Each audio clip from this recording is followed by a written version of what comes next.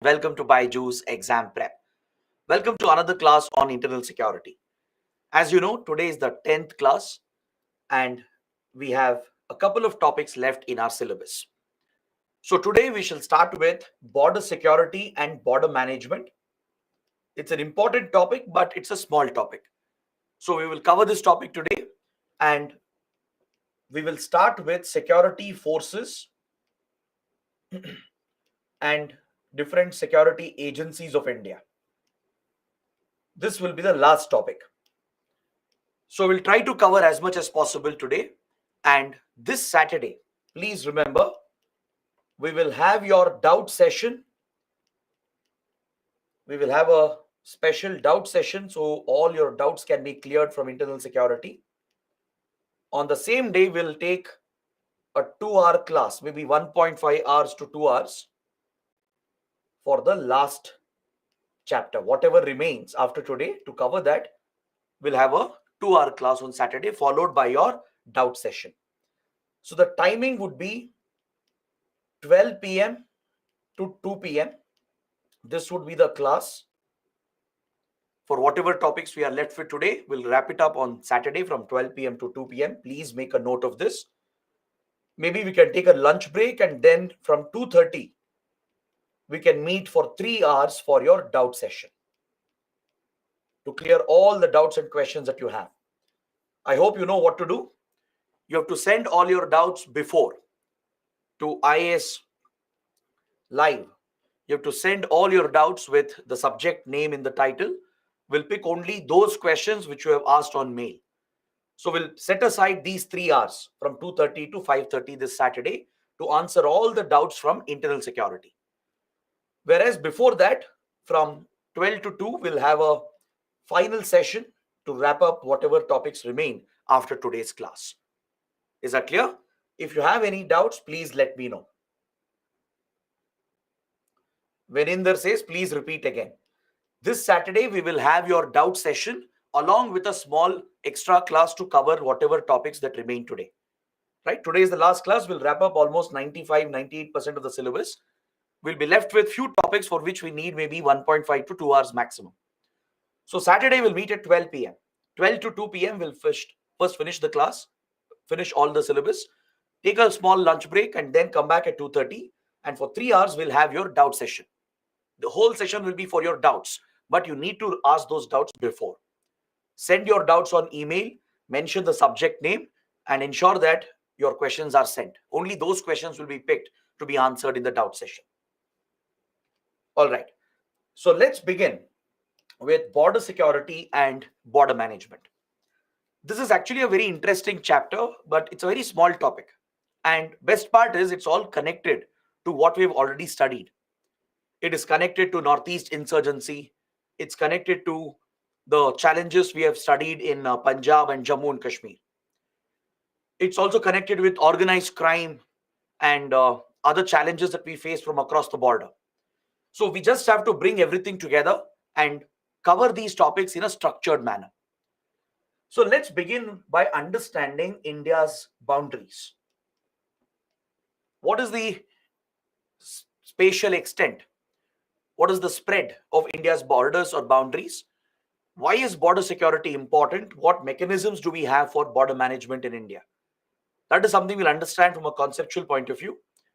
And then I will pick up each border separately. We'll take up each border, we'll understand what challenges are present and how India is trying to tackle those challenges. Is that clear? So this is what we'll be doing in this chapter.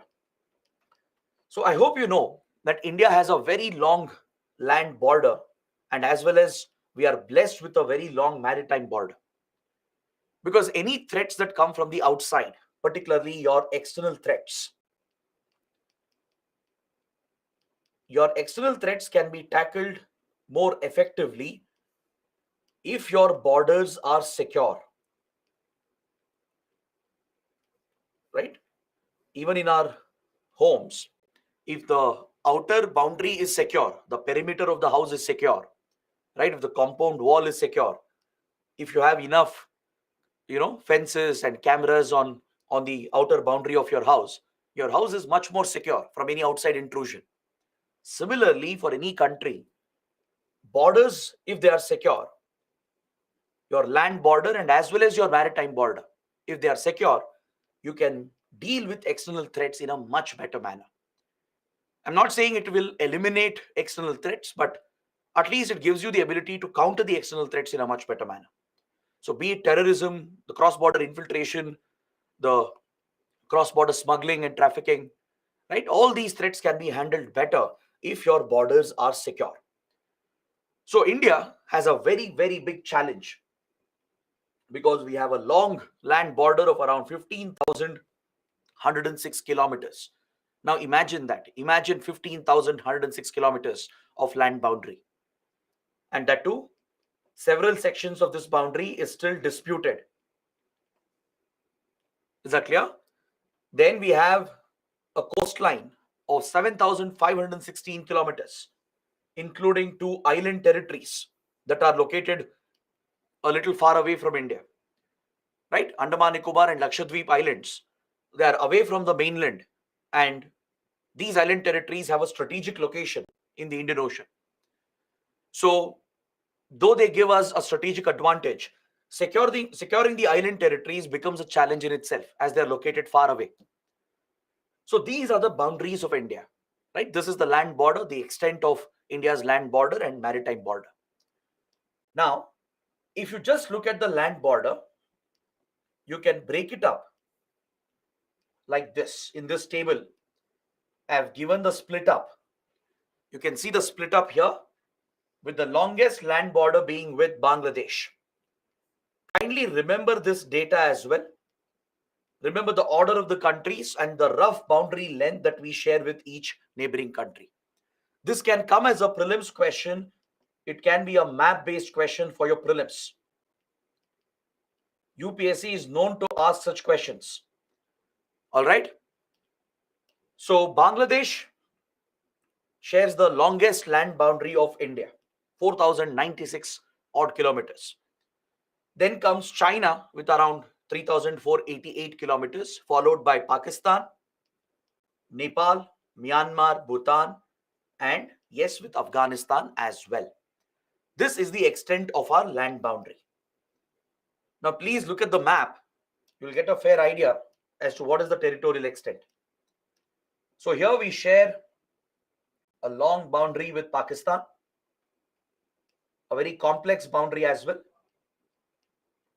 Then we share a small border over here with Afghanistan, a very small border of around 96 to 106 kilometers. See, this border does not exist in reality. On the ground, this boundary does not exist between India and Afghanistan. But since we claim the whole state of Jammu and Kashmir as it existed in 1947, and as Pakistan has illegally occupied these territories, it's important to show that India still has this boundary with Afghanistan, or else it will weaken our claims on J&K. So that's why in all our official claims, in our official maps, we always show the whole state of J&K, including the small boundary with Afghanistan, which would connect us with the strategic Wakhan corridor. If we had this boundary with Afghanistan, if Pakistan hadn't occupied these parts of Kashmir and Gilgit-Baltistan, then India would have had a direct link to Wakhan corridor of Afghanistan. Because from the Wakhan corridor, which is a narrow land corridor, we could have connected even with Central Asian countries. But that is not possible because Pakistan has illegally occupied these territories, thus permanently blocking this access. But for official purposes, we still claim this boundary. So we will say that India has this border with Afghanistan. Then you have another disputed boundary that's with China.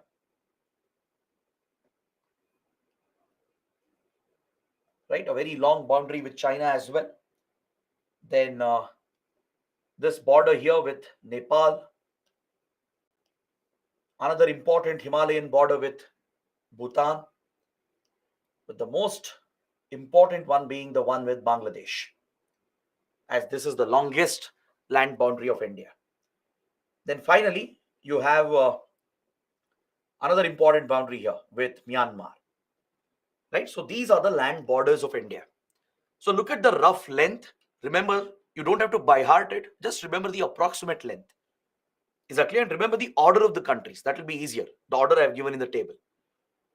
Now you can see the coastline as well.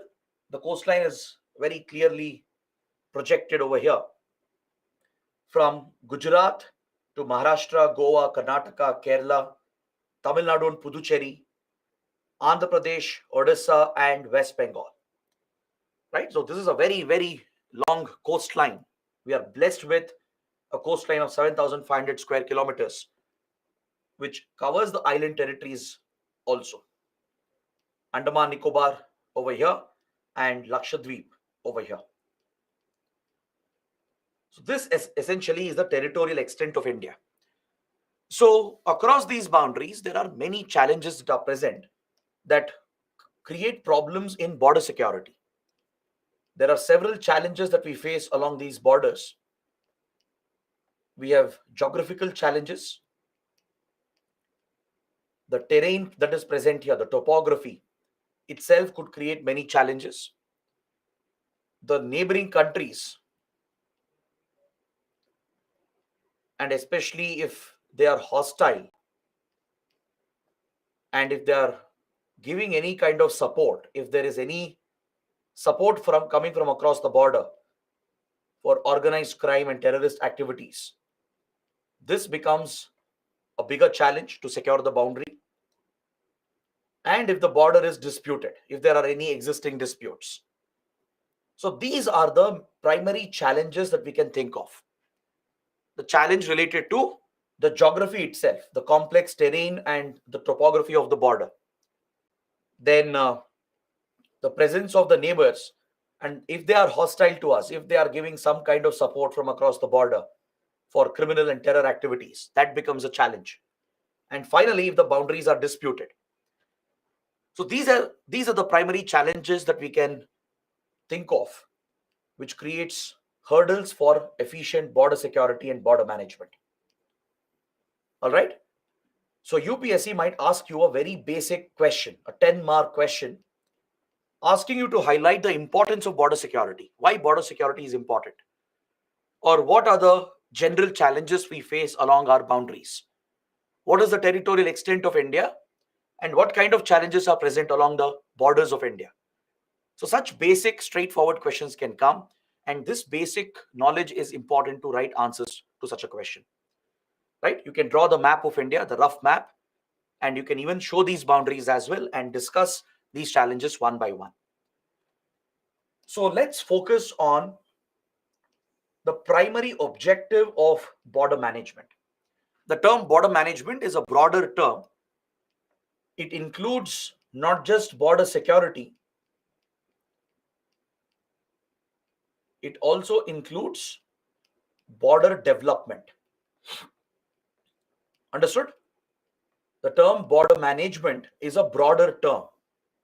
It covers both border security, that is to secure your borders with security forces and with hard border controls. You deploy your security forces and use border controls to control the boundary and secure the boundary. Correct? You can fence the border. You can create very strict visa immigration policies. You can take up other aggressive measures as well by deploying armed security forces. So all these are border security measures. Other than that, we will have to look at border infrastructure. We will have to focus on the development of the border villages, which is also equally important.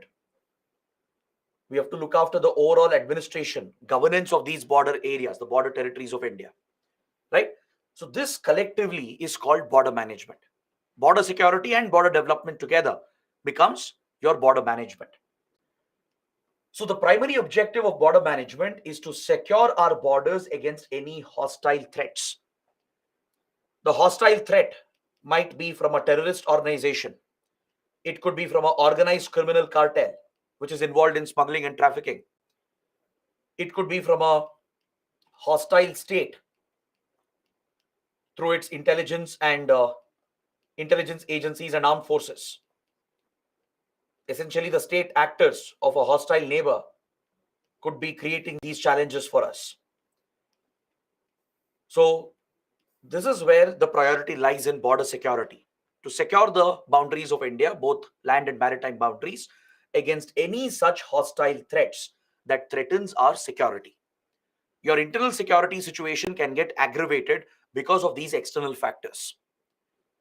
Your local insurgencies, right? Your domestic situation could get affected because of the external threats coming from the outside, like drug smuggling from outside of India, where drugs are being smuggled, pumped into India, or fake Indian currency notes, which are being pushed into India from across the borders, right? That could destabilize your economy. The smuggling of arms and weapons from across the border that could drive insurgency and terrorism. So, your internal security and the domestic public law and order situation, public order situation is dependent on your boundaries and how you manage your boundaries and how you counter these external threats. So, securing the border against these hostile threats is the primary focus to deal with terrorism, organized crime, and any kind of hostile state support and activities. Next, in border management, you put in place certain systems to counter these hostile threats. That is another focus in border management. As I told you, you establish dedicated security forces which become your border guarding forces, because this is a specialization. You need specialist forces for this.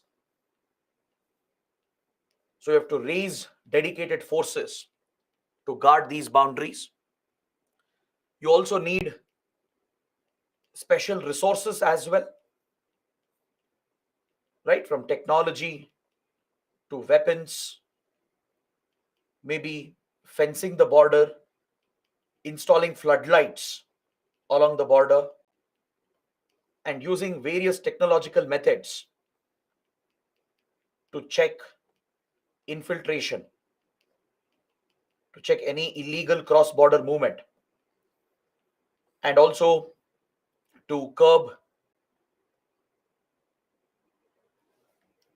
or rather to improve your surveillance in border areas, right? So this becomes the focus of border management. You take these appropriate measures by deploying the right technology, by employing the right tools, by procuring the right arms and weapons, right?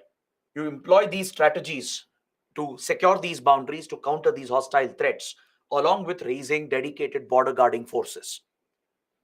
And finally, another prime objective of border management is to facilitate the legitimate legal cross border movement.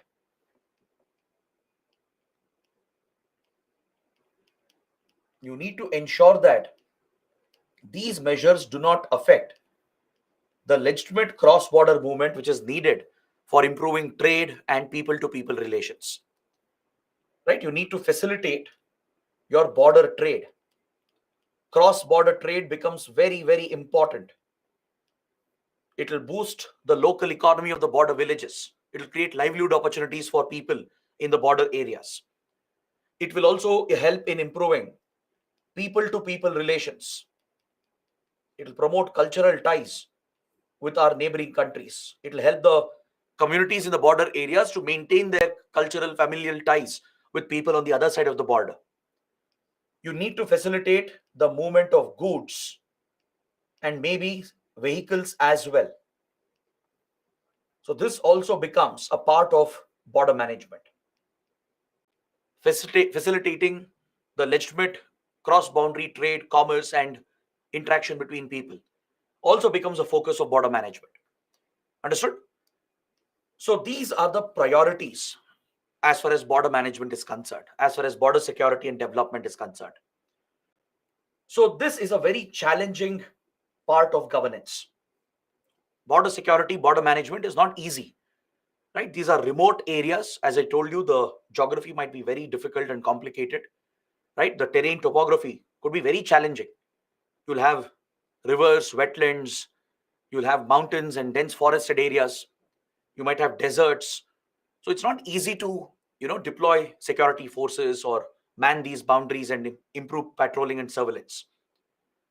The climate, the weather conditions here could also create a very big challenge. right? So geography itself becomes a major threat. It becomes a very big challenge that needs to be overcome. Next is about connectivity. Without having good connectivity to the border areas, how will you deploy troops? How will you secure these areas? How will you carry out patrolling? Right? And how will you provide development to the border villages without good roads, railway links, etc.? Right? You need to provide basic services as well, like electricity, water, create jobs and livelihoods. So all these requires a lot of effort, and it requires a lot of coordination between different arms of the government, different organs of the government of India, along with state and district authorities, have to coordinate and work together to achieve this objective. All right. So, which is the nodal ministry for border management in India? Which is the nodal ministry in India? Some are saying Defense Ministry, External Affairs Ministry, but most are saying Home Ministry. Very good. See, border management is an internal security issue. It deals with the internal security of the country. You're upholding your internal security by countering your external threats through border management. So it's an internal security issue. So obviously, it's the MHA, the Ministry of Home Affairs. MHA is your nodal ministry. Please remember this. Is that clear? So MHA will have to look after border management of the country, including border security and border development. And to achieve these objectives, it will have to coordinate with various other stakeholders. It will have to work closely with Ministry of External Affairs, as it involves an element of foreign relations with our neighbors. It will have to work closely with all the security agencies of India, including the Ministry of Defense and the armed forces as well. Right? So that coordination is necessary between different ministries and organs of the government. It will have to coordinate with intelligence agencies like IB and RAW, and with several other legal, regulatory, and economic agencies of the country, along with state governments, the concerned border states, and as well as with the border districts. So this coordination has to be achieved. There should be vertical coordination within the central government between different ministries and organs of the center, including armed forces, security forces, and intelligence agencies. There should be horizontal coordination as well, from center to states to districts, right? So this is the task of the MHA. This complex challenge has to be handled by the Ministry of Home Affairs. So to look after border management, there is a dedicated department which has been constituted under MHA called the Department of Border Management. If you guys have visited MHA's website, as I had asked you to do, you would have noticed that there is a separate department that deals exclusively with border management in the country. So under the department, there are two dedicated divisions. You have Border Management Division 1, Border Management Division 2, which look after separate tasks that deal with border management. So it's this department that looks after all the aspects, from border security, deploying the border guarding forces, deploying the right technology and infrastructure, including development of these border areas. All these aspects of border management is handled by the Department of Border Management. So there are two separate divisions, Division 1 and Division 2. And your Division 1 looks after management of international borders of India, which includes handling the border guarding forces, looking after their deployment, taking care of patrolling, border surveillance, all the security aspects of it, along with the border security measures that need to be taken. Is that clear? These tasks related to our international borders is handled entirely by Division 1. So it looks after the deployment of the forces, the patrolling, surveillance that is needed, and the specific security measures that are needed, like what kind of technology can be used, what resources have to be deployed to improve our border security. All these aspects of border security along the international borders is that clear? Then comes Division 2, which deals with the administrative part, the development part, and the coordination part of it. So all matters related to administration, the administrative issues related to border management, all aspects of coordination with concerned stakeholders, from foreign ministry to defense ministry to armed forces, state governments, district authorities, the whole coordination mechanism, along with few development programs. Is that clear? Development programs, implementing few development welfare programs, and even looking after checkposts, the checkposts to regulate border trade and cross-border movement. All these aspects are handled by Division 2. So security related aspects are handled by Division 1, whereas Division 2 looks after all the other aspects, the administrative coordination, development programs, management of checkposts, managing the land ports of India through the Land Ports Authority. Just like you have airports managed by Airports Authority of India, right? We have seaports in the country. These are the ports of entry, the points of entry into the country. So similarly, your land ports, they play a critical role. They are the ports of entry or the points of entry located on your land boundaries. So this is where border trade, cross-border movement is legally allowed, legitimately allowed. So managing these checkpost facilities, handling these land port points is also a primary task of Division 2. So this is how the roles are divided, the tasks are organized within the Home Ministry. All right. So this basic knowledge is very important before we look at the next part of the discussion. So now that you know what are the challenges and priorities and what's the structure we have, let's focus on each individual border and understand how we are securing and managing these borders. Now we are moving to the next part of the discussion. So to secure these borders that we have a dedicated policy called One Border, One Force policy. The One Border, One Force policy of India, which was adopted after the Kargil War. See, Kargil conflict was a disaster for India. Even though we won the conflict, pushed out the Pakistani intruders, it was a disaster because it was a colossal intelligence failure, a massive security failure on part of the Indian armed forces and intelligence agencies, and as well as the Indian government. So as a result, to fix the issues in our security apparatus, the then Vajpayee government constituted few important committees to thoroughly review our security architecture, both external and internal, including border security. Important committees were set up, such as the Kargil Review Committee, the KRC.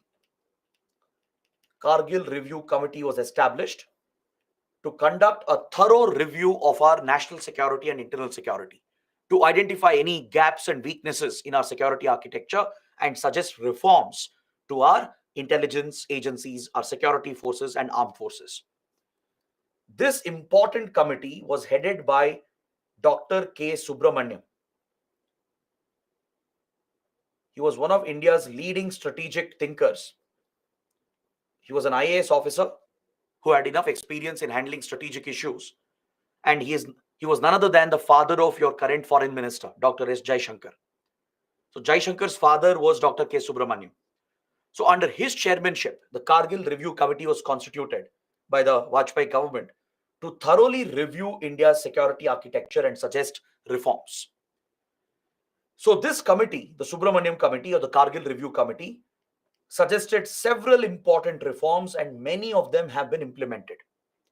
Over the last 20 odd years, most of the reforms suggested by the committee have been implemented. Another important commission or a kind of committee or a group that was set up was the Group of Ministers, or GOM. a group of ministers was also set up by Prime Minister Vajpayee to look after the security gaps, to address the failures that had happened that led to the Kargil conflict. This GOM was headed by then Deputy PM Lal Krishna Advani. Under LK Advani's chairmanship, a group of ministers had been constituted to thoroughly review India's security preparedness, to identify the flaws and weaknesses in our security architecture which had led to the Kargil intrusion. So these are very important commissions or groups, and they have given important recommendations. They have approved several important reforms. The government has implemented several reforms as well. Another important commission that has dealt with India's security has to be the Naresh Chandra Task Force, set up by the Manmohan Singh government. Naresh Chandra was the Cabinet Secretary of India, the highest ranking bureaucrat in the country. Under his chairmanship, the Manmohan Singh government also set up a committee later. This was after the Mumbai attacks, after 26/11 attacks, to suggest reforms to our security architecture. So these are three important committees or groups that have dealt with India's national and internal security. All right, the Kargil Review Committee, headed by Dr. K. Subramaniam, the group of ministers headed by LK Advani. These two were constituted immediately after the Kargil war. Then, after the Mumbai attacks, the Naresh Chandra Task Force, set up by the Manmohan Singh government. These committees and groups have given important recommendations, and many of these reforms have been implemented as well. The group of ministers could approve some of the reforms, and it has implemented many of these reforms. So we are still in the process of implementing them. Even recently as 2018, 2020, we have still been implementing some of these reforms that were recommended by these commissions. All right. So one important change that was recommended was one border, one force policy. It was a key recommendation of the KRC.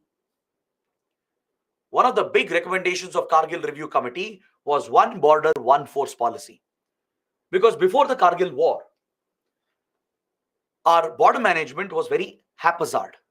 It was not structured. It was leading to a lot of confusion and chaos, because the same border would be secured by different forces. The border with Pakistan, border with Nepal would be guarded by multiple forces, leading to lack of coordination and confusion, which was compromising our border security and border management. So that is why Kargil Review Committee gave this very, very important recommendation called one border, one force. Meaning, one border will be secured only by one force. There won't be multiple forces securing a particular border. So this recommendation was accepted by the group of ministers as well, and it was implemented by the Vajpayee government. So this is the structure we are following even today. We have one border being secured by one force, like the border with Pakistan, guarded entirely by BSF, from Gujarat all the way till Jammu and Kashmir. The whole stretch of the border is secured just by BSF. Similarly, the entire stretch of the border with Bangladesh secured by one force, again BSF. There's no other security force deployed. It's only BSF across the entire stretch of the India-Bangladesh border. Then you have SSB, the Sashastra Seema Bal, for the borders with Nepal and Bhutan. ITBP for the borders with China.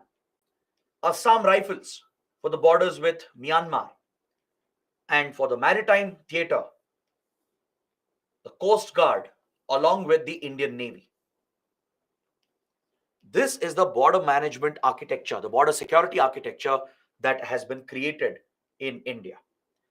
This is one border, one force policy of India. Is that clear? This has streamlined border security. It allows BSF, SSB, ITBP, Assam Rifles to give dedicated focus and attention to one particular border and manage all the aspects related to border security.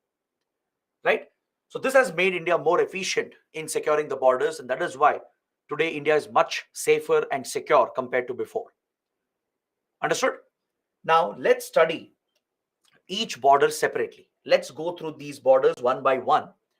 I'll take you through all these land boundaries, and then we'll come to the maritime coastal boundaries. Let's start with one of the most complex borders for India, that is with Pakistan. This border with Pakistan that we share has several challenges that are present over here.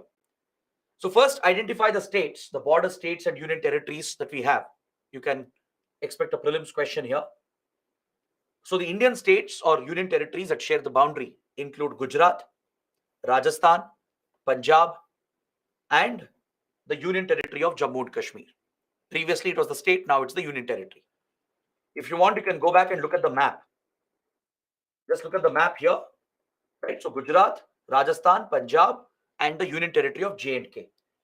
These are the border states and union territories of India, sharing this sensitive border with Pakistan. Now, there are many threats that we face from across this border, right? We have studied this as well under Khalistan movement, under J&K terrorism. Now we just have to sum it up. We just have to discuss that in a structured manner. Now, if you look at this border, the India-Pakistan border, there are two types of boundaries that exist between India and Pakistan. There are two types of borders that we have. We have a IB or an international border, and we have a LOC, the line of control. Got it? The IB is a settled border. International border is a settled border between India and Pakistan that stretches from Gujarat all the way till Punjab, touching almost Jammu. Whereas LOC is a temporary de facto border. It's a temporary de facto border that you find in Jammu and Kashmir, which is disputed. Right? So as the Kashmir dispute continues, it remains a temporary de facto border.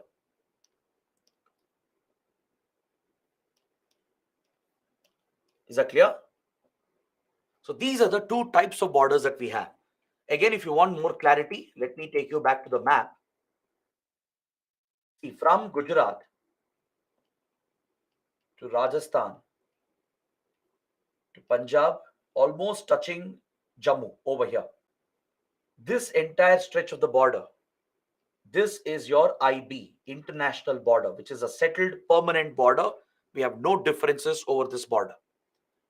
Then you have the LOC, roughly over here, the line of control in J&K.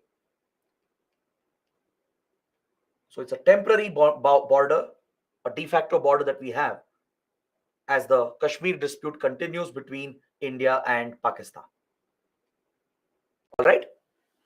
Now, at the tip of the IB, where IB ends at the Arabian Sea, we have a minor dispute here as well between Gujarat and Sindh in the Kutch region, Run of Kutch region, which is the Sir Creek dispute.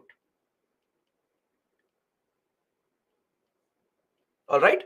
And where LOC ends at point NJ9842. This is the last point of LOC, point NJ9842.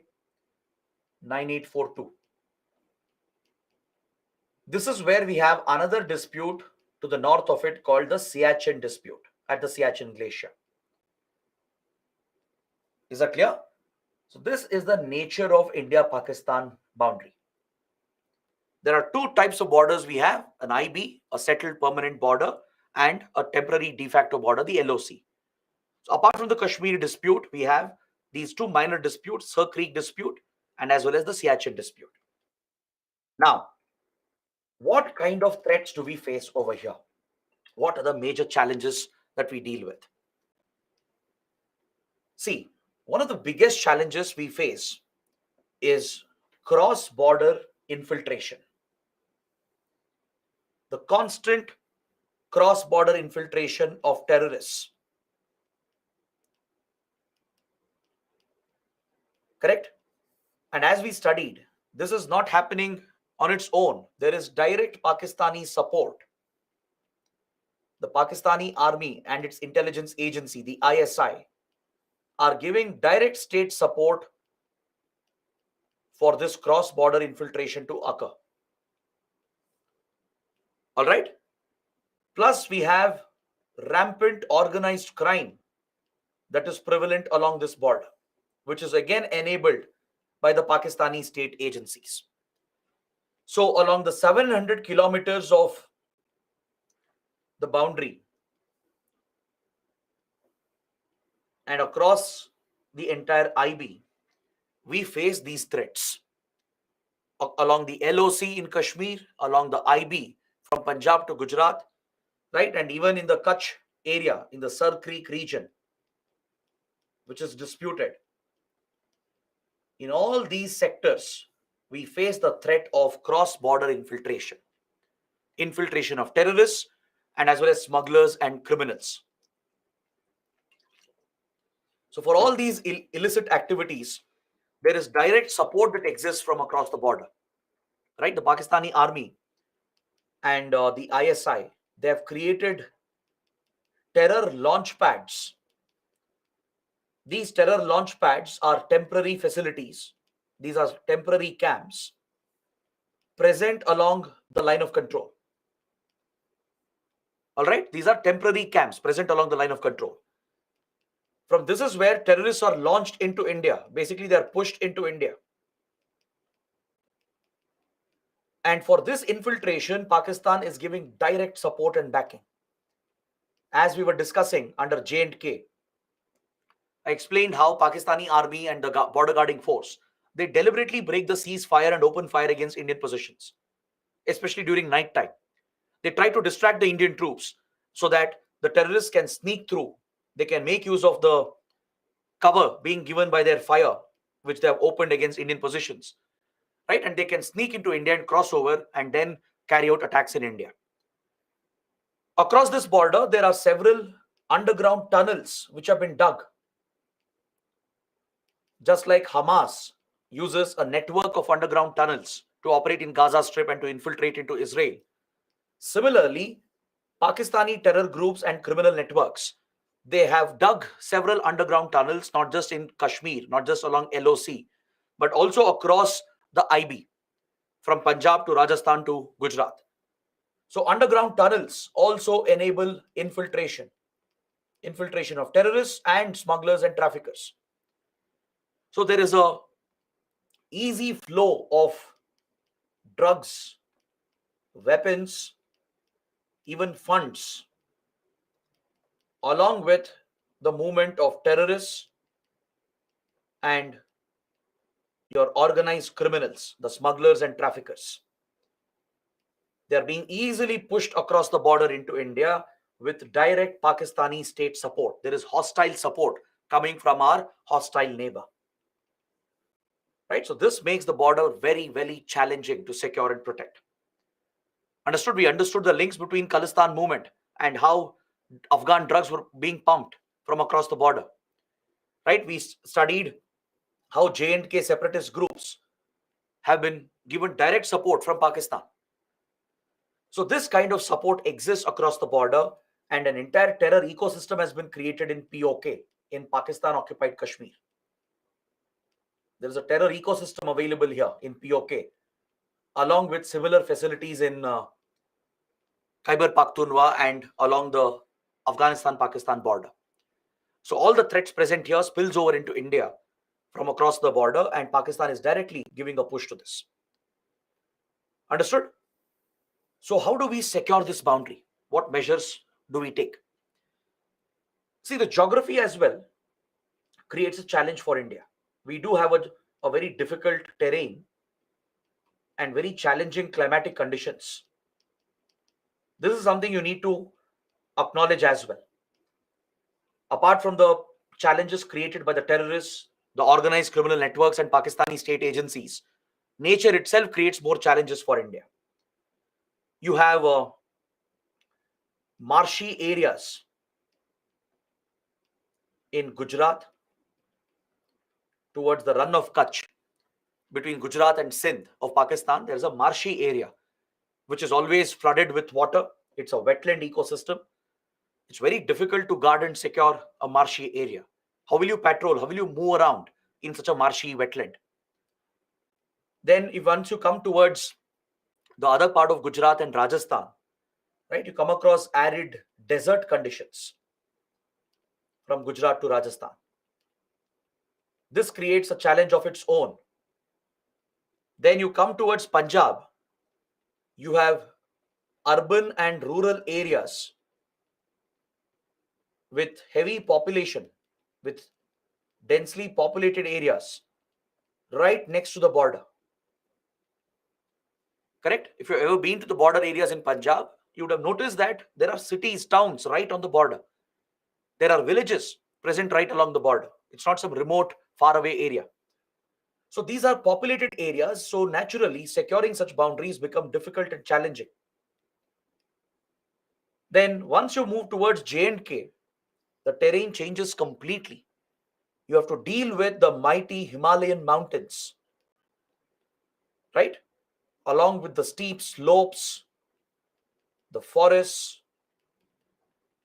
the rivers, and the snowfall and the cold, frigid conditions that comes with J&K. Now, looking at the geography, the climatic conditions, you can easily say that this is a very, very difficult, challenging border to secure. Right? We have a standing active dispute with Pakistan over Kashmir. We have the Sir Creek dispute and Siachen dispute as well, which adds to the challenge and problems. So what India has done is that as part of border management, we have dedicated the BSF as the primary border guarding force under one border, one force policy. We have taken several proactive measures to secure this border, including fencing of this entire border and floodlighting the whole border. You might have seen few satellite images of India-Pakistan border. You can see the exact line, especially the picture is taken during night. You can see the entire line of India-Pakistan border because it is floodlit. We have installed lights along with fencing the border. This provides physical security, right? It helps in better surveillance, better patrolling, and checking all the threats and countering infiltration. Along with these basic physical measures, the BSF has deployed some of the latest advanced technologies for improved surveillance along this boundary. From CCTV cameras to thermal scanners and motion detectors.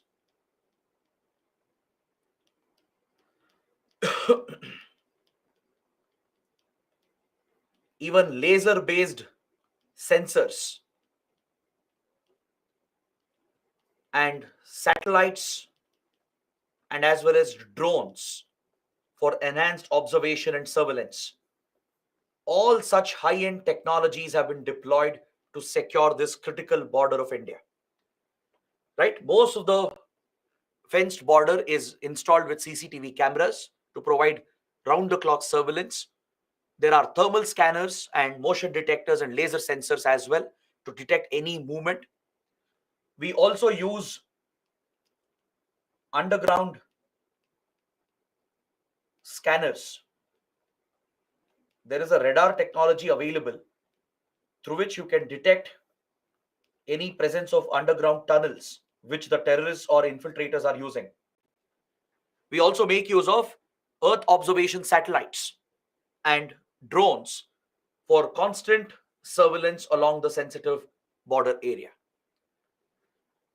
Now, the latest emerging threat that we are facing from across the border is that drones are being actively used by Pakistan, by the terror groups and by the criminals as well. And they are easily sending money, drugs, and weapons across the border into India. Especially the small micro drones, the nano drones. They are available off the shelf, right? They are used mainly for recreational purposes as a toy, or even for other professional photography, etc. Such basic commercially available drones can be rigged to carry such contraband material. Contraband is basically illegal material across the border into India. So this is basically facilitating illicit trafficking into India. And this has become a major challenge for us. The usage of drones by Pakistan's ISI, the terror groups and the criminal cartels, has become a very big challenge in Punjab, in Rajasthan as well. We have seen attempts being made, and in Jammu and Kashmir, where multiple drones cross over frequently and they drop these consignments of money, drugs, and weapons into India. Drones are also being used for carrying out terror attacks. I'm not talking about advanced military drones. I'm talking about basic drones that are available commercially, right? Commercially available drones can be rigged to carry explosives and carry out a suicide mission, a kamikaze attack to strike at targets. We have seen one such attack at an Indian Air Force base in Jammu and Kashmir just a couple of years ago. From across the LOC, armed drone crossed over, right? A couple of drones crossed over and they struck an Indian Air Force base in J&K, causing a terror attack. We have seen many examples around the world. Look at the Russia-Ukraine conflict. You see how basic drones, commercially available drones, are being rigged with explosives to carry out these coordinated strikes, right? And drones can operate together like a swarm. Drones can be programmed to operate like a swarm to overwhelm your air defense. So we are dealing with this very real threat where simple basic drones can be used, hundreds of them can be used simultaneously to mount a coordinated swarm strike, which could overwhelm our defenses. So tackling drones has become a challenge for the BSF, and it is gearing up and procuring advanced technology to counter drones as well. All right. So BSF is using several anti-drone systems and anti-drone technology. From shooting them down to intercepting their satellite link, right? There will be a GPS link to navigate the drones. If you intercept and manipulate this function, the drones can be disabled. Or you can disable the radio connection, the radio control, which the controllers are using to operate the drones remotely, right? So electronic interception is being employed to disrupt the navigation, the GPS satellite navigation, and also to interfere with the radio remote control, along with shooting down the drones and other technologies that are available in the market. There are techniques available through which drones can be caught or drones can be physically destroyed. There are both kinetic options and passive options. Kinetic means you're using force to strike the drone, destroy the drone entirely. All right. Passive technologies are where you just capture it or you just bring it down. So both kinetic and passive options are being employed by the BSF to destroy the drones and also to capture them in order to deal with the threat. Is that clear? In fact, there are several Indian tech startups and defense startups that are working on the technology as well.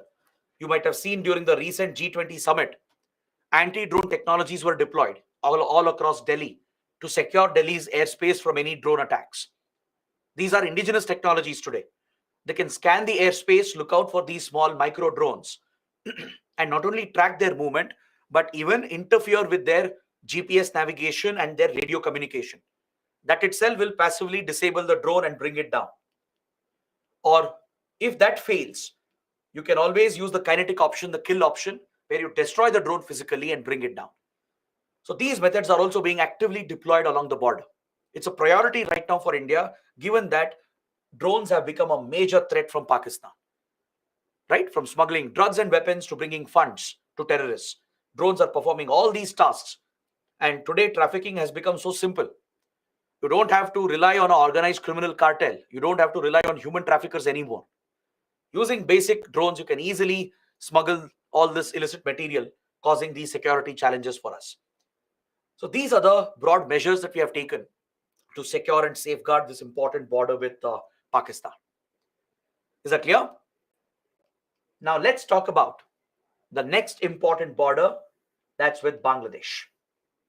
The border with Bangladesh. This is the longest land boundary as we understood. It is shared with states such as West Bengal, Assam, Meghalaya, Tripura, and Mizoram.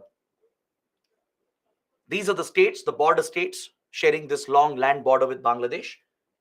And if you look at the terrain, the geography, again, it's very, very challenging. It's a very complex terrain that we share with Bangladesh. There are few plain areas, for example, towards Bangladesh and Tripura as well. There are riverine belts. We share 54 transboundary rivers. Now imagine the riverine network that will be present along the boundary. From Ganga, the Teesta, Brahmaputra, Barak and Feni, right? We have multiple rivers cutting across India-Bangladesh border, a total of 54 transboundary rivers. You have hilly mountainous areas and densely forested jungles as well. Towards Assam, Meghalaya, then Tripura and Mizoram, right? You have mountainous territory and dense forests and jungles, which create these natural gaps in the border. There are natural gaps in the border which are very difficult to secure. It's very hard to fence them or guard them or even to patrol those areas. And as a result, the border becomes highly porous in nature. What do you mean by porous border? It means there are many gaps in the border. The terrain itself, the topography is so complex that it creates these natural gaps, which is very tough to secure. And as a result, it's a very porous border. There are many areas which are densely populated. For example, in West Bengal, there are border villages present right along the India-Bangladesh boundary line. So these are densely populated villages where cultivation is also taken up, and there are farm fields located right next to the boundary line. You have the boundary line, and right next to that, farmers are cultivating, and border villages are present. So this creates a challenge in itself, right? Towards the northeast, the territory is so complex, filled with mountains, forests, etc. Right? It becomes very, very difficult to secure and guard this boundary. So from across this border, we have faced many, many threats as we have studied in previous chapters. Right? In Northeast insurgency, we thoroughly understood the threats we have faced from Bangladesh. From illegal migration, which directly contributed to insurgency in Assam and Tripura, to rampant organized crime, where you find easy smuggling of drugs and weapons. There is human trafficking and wildlife trafficking as well. And this is a preferred route for pumping fake currency notes into India. Pakistan's ISI prints FICNs, fake Indian currency notes, to destabilize the Indian economy and to finance terrorism. These fake currency notes are smuggled into India. One route is through the Bangladeshi route. So this is an economic threat. It leads to economic destabilization of the country and also aids terror financing. If you've seen the web series Farzi, right? It fairly depicts the threats that we face along the borders, how the fake currency notes are smuggled into India from Nepal, from Myanmar, from Bangladesh, and also from the maritime boundaries, right? So these are major threats that we face here, along with cattle smuggling. Cattle are smuggled across, which becomes a sensitive communal issue. But the biggest threat we have faced here is the infiltration of insurgents and terrorists. The cross-border movement and infiltration of various terror and insurgent groups, which had found a safe haven in Bangladesh. Hostile Bangladeshi governments, which were pro-Pakistan, they had sheltered these terrorist and insurgent groups, giving terror sanctuary to these outfits, right? So all these major threats have been faced by India from across this border, be it insurgents like ULFA, NSCN, NDFB, the Mizo National Front at one point when this was still East Pakistan. Then other groups like Huji, Lashkar-e-Toiba, all these outfits, they have misused this boundary to easily cross over and carry out terrorism against India. So this is again one of the most challenging borders. It's critical for the security and stability of the nation, especially in the northeast region. To tackle northeast insurgency, securing this boundary is absolutely crucial. So this is the reason why India is ever grateful to Prime Minister Sheikh Hasina, one of India's very, very good friends, and her party, Awami League, because as soon as she came to power in 2009, since then she has consistently helped India in tackling all these security threats. Your foreign relations also matter. See, from Pakistan, the threats are more because Pakistan is constantly hostile to us. Whereas Bangladesh, since we have a friendly government under Prime Minister Sheikh Hasina, right? Single-handedly, her government played a big role in destroying the terror base, the sanctuaries that existed for these terror groups across the border. All these insurgent terror groups, they were decimated, right? Their access to funds and drugs and weapons were cut off, and their camps were destroyed as well. And all the top terrorists were handed over to India. Without that Bangladeshi support in the last 13, 14 years, we couldn't have stabilized Northeast India. We couldn't have tackled Northeast insurgency. So foreign relations with the neighboring country also plays a role in border security. So after the assistance from Bangladesh, we have further secured this border by trying to fence the border as much as possible. And wherever possible, we have tried floodlighting the border as well. But the whole border can't be fenced and floodlit. Unlike the Pakistan border, right? Border with Pakistan is almost entirely fenced, right until LOC.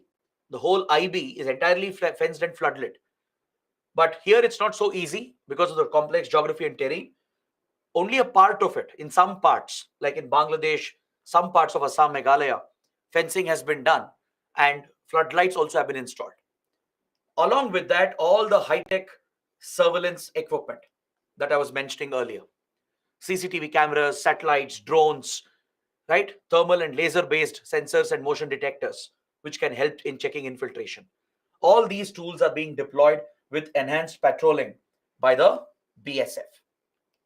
The Border Security Force, again, is responsible for this critical boundary. So this is our one border, one force policy. One entire border is being looked after by one single force. Next, we have another important boundary. That's with Nepal, the India-Nepal boundary. This is another interesting border of India because India and Nepal have been very close friends. We share historical, cultural ties. So to maintain the friendly relations and the cultural and close economic relations, we have decided to keep this as an open border.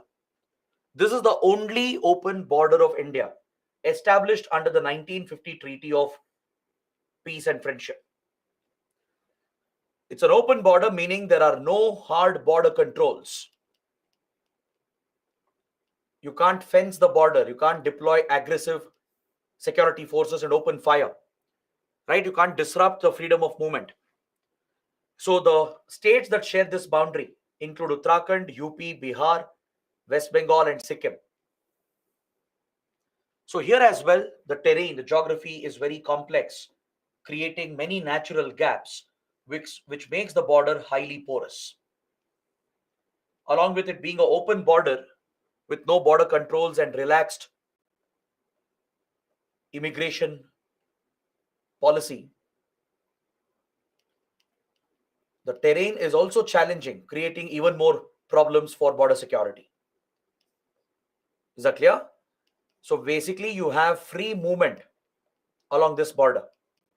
There is free movement of goods, free movement of people, and free movement of vehicles. So how do you secure such a border where there are no border controls and the terrain, the geography is complicated? from riverine networks to wetlands to dense forests and mountains, right? All sorts of terrain is present here. You look at the Uttarakhand-Nepal border. Here you find the Himalayan mountains, right? It's a mountainous territory. Plus, we have a standing dispute as well, the Kala-Pani dispute. The Kala-Pani dispute is along this boundary between Uttarakhand and Nepal, right? It's a hilly, mountainous terrain along with the Himalayan challenges. The climate, the snowfall, they create unique challenges. Towards UP and Bihar, you have the plains, the Terai belt. The Terai belt. So here we have cross-cultural connection between Madhes community, the Madhesis form a direct link between the families on both sides of the border. Along the plains, you have forests and wetlands and rivers, creating a unique challenge for India. Correct? If you look at the borders with UP and Nepal, there are dense forests present. There are many wetlands and rivers present here, right? The Ganga river system, the Ganga and its tributaries which flow down, they cause several wetlands as well, along with the riverine network, which becomes challenging to guard and manage. Towards West Bengal and Sikkim, you have the strategic Siliguri corridor of India, which is sandwiched between Nepal and Bangladesh, which is a weakness, a choke point for India. Then you have, again, the Himalayan terrain towards Sikkim, mountainous Himalayan terrain towards Sikkim. So all these create very difficult and unique challenges to safeguard this boundary. So as it is a highly porous border, there are many security threats, especially organized crime is very prevalent. We have seen that the border has been misused by drug traffickers and arms traffickers. Even human trafficking is very rampant. And fake Indian currency notes are often pumped into India via the Nepali route. They are printed in Pakistan, brought to Nepal, and then pushed into India. So all such criminal activities are present, along with several illegal gun factories. Illegal gun factories are present that produce these local country guns. Many criminals, terrorists, they procure these basic weapons and carry out major attacks against India. Naxals, for example, as I was mentioning, Naxals, they often procure these country guns from the local gun factories present near the border area. So organized, you have direct support existing for terror groups also across the border, where Pakistan especially had played a role in using Nepal as a base for its covert war against India. Right? We studied this while discussing Indian Mujahideen. How Indian Mujahideen terrorists were sneaked from India. They were sneaked out of India into Nepal through this open border, and then secretly sent to West Asian countries, and then taken to Pakistan for further training and radicalization. The idea was to avoid detection by Indian agencies. And after radicalizing them and further giving them training, they would be pushed back into India through the same Nepal route. Right? Indian Mujahideen and even Lashkar-e-Toiba, they have effectively used the Nepali route to move between India and Pakistan. Is that clear? So Pakistan has conveniently used the Nepali route for pushing its covert war, its proxy war against India, raising the threat of terrorism against India. So infiltration of terrorists has been a real threat and challenge, along with persistent border dispute at Kala-Pani and Susta. Even though Kala-Pani Susta disputes were minor disputes, it was recently escalated between 2019 and 2021. We saw an escalation of the boundary dispute under few leaders like KP Oli. Then Nepal's Prime Minister KP Oli deliberately escalated the boundary issue at Kala-Pani. Right? So even though it's a minor boundary issue, we have seen tensions coming up in the recent past, which creates more challenges with regard to border management. So the border guarding force here is the SSB, the Sashastra Seema Bal. SSB has a lot of restrictions because of the open border we have. It can't carry heavy weapons. It can't carry heavy weapons.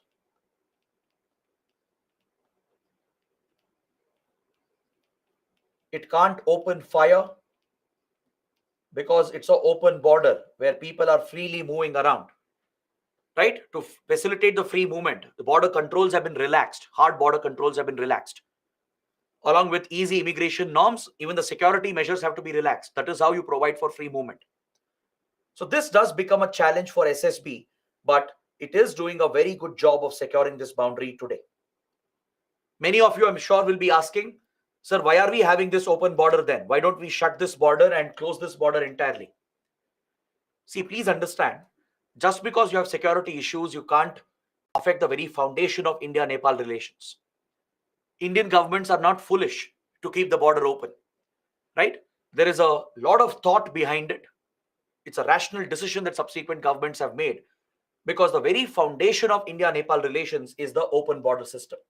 You end the open border system just because of security problems, you end up destroying the relationship, and that will pave the way for China and Pakistan to further misuse Nepal to target India. China already has significant influence in Nepal. Pakistan has constantly used Nepal to target India, right? So ending the open border system will destroy India-Nepal relations. It will affect our economic ties. It will affect our people-to-people cultural relations. Understood? Security issues can be tackled. Even though all these challenges are present, you can secure the boundary better. You can improve border surveillance, improve patrolling. Even though the restrictions are there, you can still use better technology, better patrolling and surveillance to secure the boundary. And that is exactly what SSB has been doing. Today, the threat has declined. The threat has definitely gone down. The threats were maximum in 1990s and early 2000. That's when this border was very dangerous for India. Today, it has improved because border surveillance, border security has improved. Nepal is working with India. Nepal's border guarding forces work closely with SSB, right? There is cross-border collaboration. We are employing better surveillance technologies as well, right? Especially satellite and drone surveillance plays a critical role in border management today. So today we have largely secured the boundary, even though some threats are still present. It is a much safer border compared to what it was in 1990s and early 2000. So this is about the India-Nepal border. Is that clear? Next, the border with Bhutan. India-Bhutan border. This is a partially open border. It's not fully open like Nepal border, but it's partially open. It does provide for easy movement. There is definitely easy movement of people and goods and vehicles between the two countries. We do facilitate a free flow of people, goods and vehicles. You just have to get some basic documentation done. You don't need a visa, but you have to get basic documentation done. You need the travel certificates issued by Bhutan, but it's largely it's almost an open border. That's why I said it's a partially open border, right? It does facilitate easy flow and easy movement of people, goods and vehicles. So the Indian states sharing this sensitive Himalayan boundary, don't forget this is a Himalayan territory, right? It's filled with Himalayan mountains and dense forests. So this boundary is shared with Assam, Arunachal Pradesh, West Bengal and Sikkim. Got it? So the terrain is indeed challenging, but fortunately Bhutan is a close friend, a trusted friend of India. It has never tolerated or allowed any kind of activities against India. All right, it's a relatively safe border for India. We haven't faced any major threat as such, except for one incident that happened in late 90s and early 2000. Apart from that one incident, this is a very safe and secure border for us. We have very good cooperation with Bhutan, through which we have secured this boundary. Again, it's SSB, which is the border guarding force. We have cooperated with the Bhutanese forces and we have managed to protect and secure this boundary today. The only threat we faced, only one incident we faced, was in late 1990s. what happened was India was conducting a major counterinsurgency operation in northeast India called Operation Rhino. It was a very massive operation against multiple northeast insurgent groups across multiple states. All right, it was conducted by Indian Army and Assam Rifles. So as these insurgents came under pressure because of Operation Rhino, they couldn't run away easily into Bangladesh or Myanmar as we had sealed these areas. Many of these insurgents, they conveniently ran away into Bhutan and took shelter in Bhutan. For several months, some of these insurgent groups, ULFA, NDFB, Kamtapur Liberation Organization, and other insurgent outfits, they couldn't run away into Bangladesh or Myanmar as we had cornered them under this massive counterinsurgency operation called Operation Rhino. So they escaped into Bhutan across the border and hid in the forested mountainous areas of Bhutan. Once India detected their presence in Bhutan, we coordinated with Bhutan's forces and launched Operation All Clear. Operation All Clear was carried out from 2003 to 2004 to flush out all these insurgents who were hiding in Bhutan. So Bhutan was not supporting them or sheltering them. The moment it realized that the insurgents had taken up shelter, it coordinated with India. We shared intelligence with each other and launched a joint operation called Operation All Clear to flush out these insurgents permanently. That's the only security incident we have faced here. Other than that, there's no organized crime, no cross-border infiltration as such. But it does have a tri-junction point where India meets with China along the Bhutan-India border point. Right? This is where we have the Doklam dispute, a major land dispute between Bhutan and China, which drags India as well. India gets involved in it. Recently, in 2017, we had seen how the Doklam crisis escalated into a military standoff between India and China. So this is a tri-junction point that you need to remember. Sikkim and Bhutan and Tibet, right? They have a tri-junction point near Nathula Pass of India. So this Doklam region, the Doklam Plateau, belongs to Bhutan, but it's claimed by China. This dispute gets escalated because of China's aggressive activities. And India gets directly involved as we are bound to defend Bhutan. India has an obligation to defend Bhutan. So recently, the Doklam crisis in 2017 escalated, causing a military standoff between India and China. So this is another sensitive location along the boundary. But other than that, it's a very safe border. You don't have any major organized crime or any cross-border infiltration of terrorists and insurgents. Got it? So this is about the border with Bhutan. Next, the border with Myanmar. This, I think, we have already studied. Under Northeast insurgency, I made sure that we cover all these points very clearly. So let me summarize it again. Let me just discuss this in a structured manner just for a few minutes. Then we can take up the border with China. The border with Myanmar is around 1,640 kilometers approximately. And it is shared between 4 northeastern states: Arunachal Pradesh, Nagaland, Mizoram, and Manipur. There are 2 tri-junction points here, one with China towards the north, and another tri-junction point in the south with Bangladesh, where our borders, the India-Myanmar border, touches the border with China and Bangladesh in the north and south, respectively. So if you look at the terrain here, the geography is again very, very challenging. It's a highly porous border due to the natural gaps that are present. Just like the Nepal and Bangladesh border, this is also a highly porous border because of dense forests, mountainous areas, remote regions with no connectivity. Right? This is what creates a challenge for us. So you need to understand that several ethnic tribal groups of Northeast India, they share cross-border connections across the border in Myanmar. Understood? They share a cross-border connection here. So some of the ethnic tribal groups in India which have carried out insurgency against India, they have easily found a support base across the border in Myanmar. Like Nagas, for example, right? There are Nagas present in Myanmar as well who support Naga insurgents. Kukis in Manipur, as we have studied, are connected to the Zo or Zomi community. And Mizos are connected with the Chins, further escalating the cross-border crisis. Right?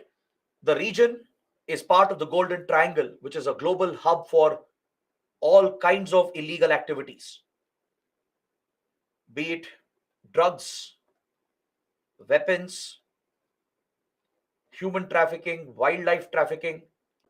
Everything is rampant in the Golden Triangle.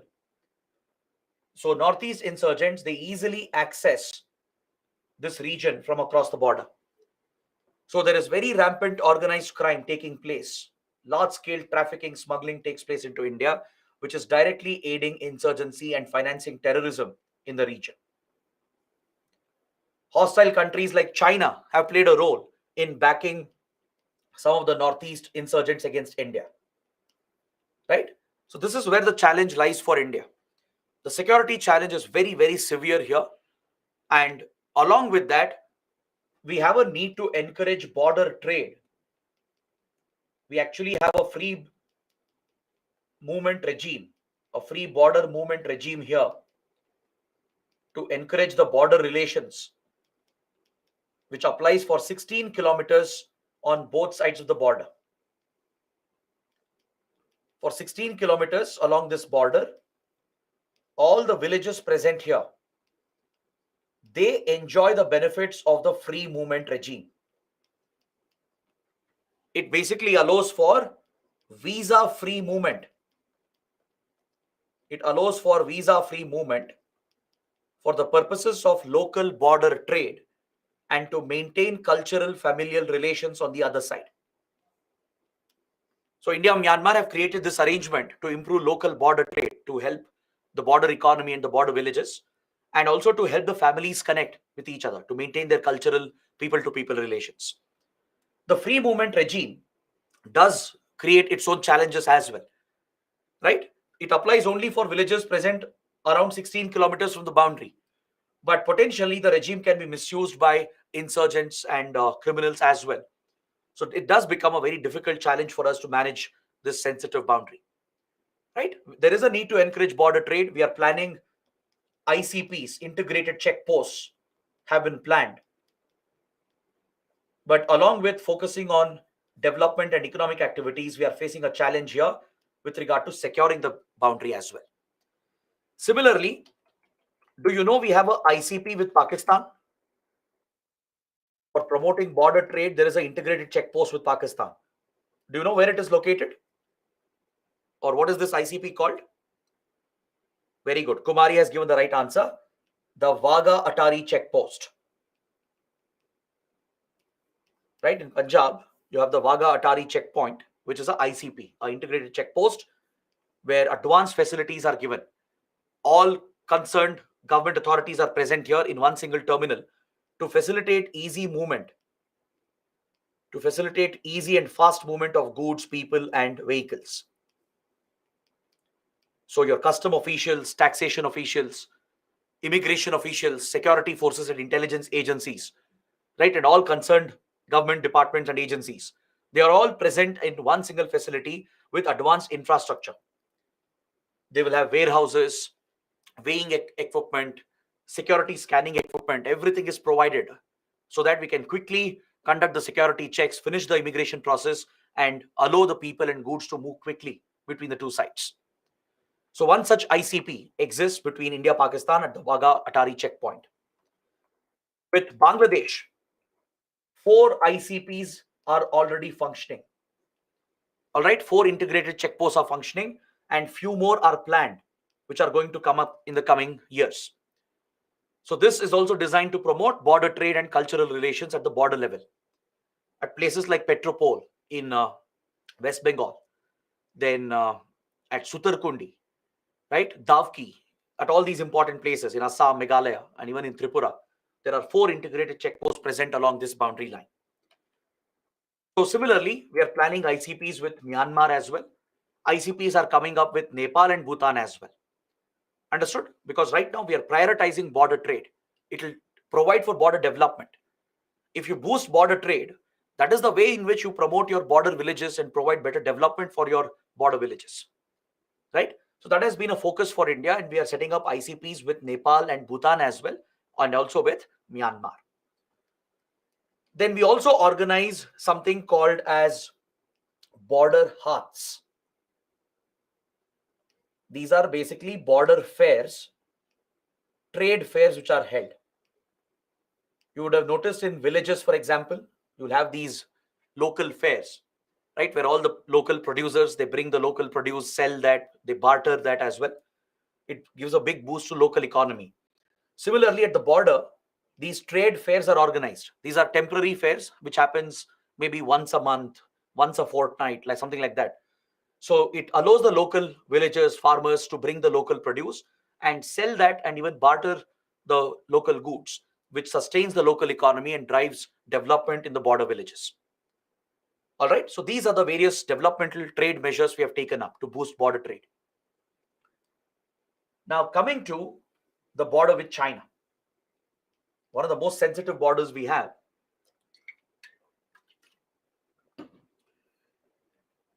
So with this border, the biggest challenge is the terrain itself, the climatic conditions itself.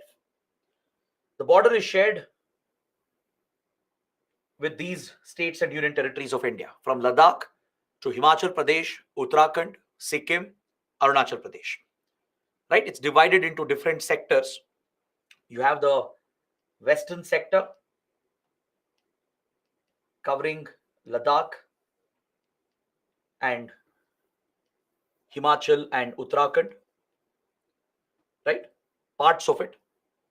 You have a central sector that covers the remainder of the border with Uttarakhand and Himachal, and the eastern sector covering Sikkim and Arunachal. So most of this boundary is disputed as China does not recognize the boundary lines. You'll study more about this in international relations. There I'll give you a detailed explanation of the entire boundary dispute. Right? China does not recognize the McMahon line towards Arunachal Pradesh in the eastern sector. It has captured Indian territory in Aksai Chin in Ladakh in the western sector. So here we have a temporary boundary, a de facto temporary border called LAC, the line of actual control. Just like we have LOC with Pakistan in Kashmir, we have LAC with China towards the western sector. So the major challenge that we face here is Chinese aggression. Chinese aggression, Chinese repeated incursions that threatens our territorial integrity and sovereignty. Right? We have seen the latest Ladakh clashes. We have seen how China can get aggressive at the border, carry out these deliberate incursions to target India, try and capture Indian territory as well. Otherwise, organized crime is not too prevalent here. Organized crime or infiltration of terrorist insurgents is not a threat. The threat here is China itself, the state itself, the Chinese army. The PLA is the biggest threat. China has taken several measures to further its claims and to strengthen its presence at the border. It has renamed the villages, published new maps claiming these areas, including villages in India, are being claimed by China through these maps. It has created advanced border infrastructure with improved connectivity. This is where China has an advantage against India. From the Tibetan Plateau, it has extended highways, railway lines. Advanced connectivity has been provided with better development as well. And another practice that China is using is that it is trying to populate the villages. It is creating new villages which don't even exist. And it's bringing population from other parts of the country to populate them in order to substantiate its claims over the territory, over Indian territory.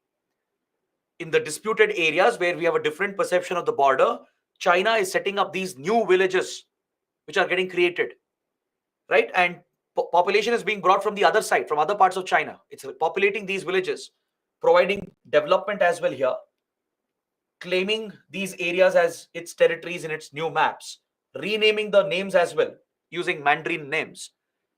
And this is all a planned, organized attempt to occupy more territory, annex more territory from India, right? So this is where we face a very serious security challenge. That is why India has focused on stepping up its border infrastructure as well. ITBP, Indo-Tibetan Border Police, is the designated border guarding force, and it specializes in high altitude mountain warfare. Along with Indian Army, ITBP specializes in such high altitude mountain deployment.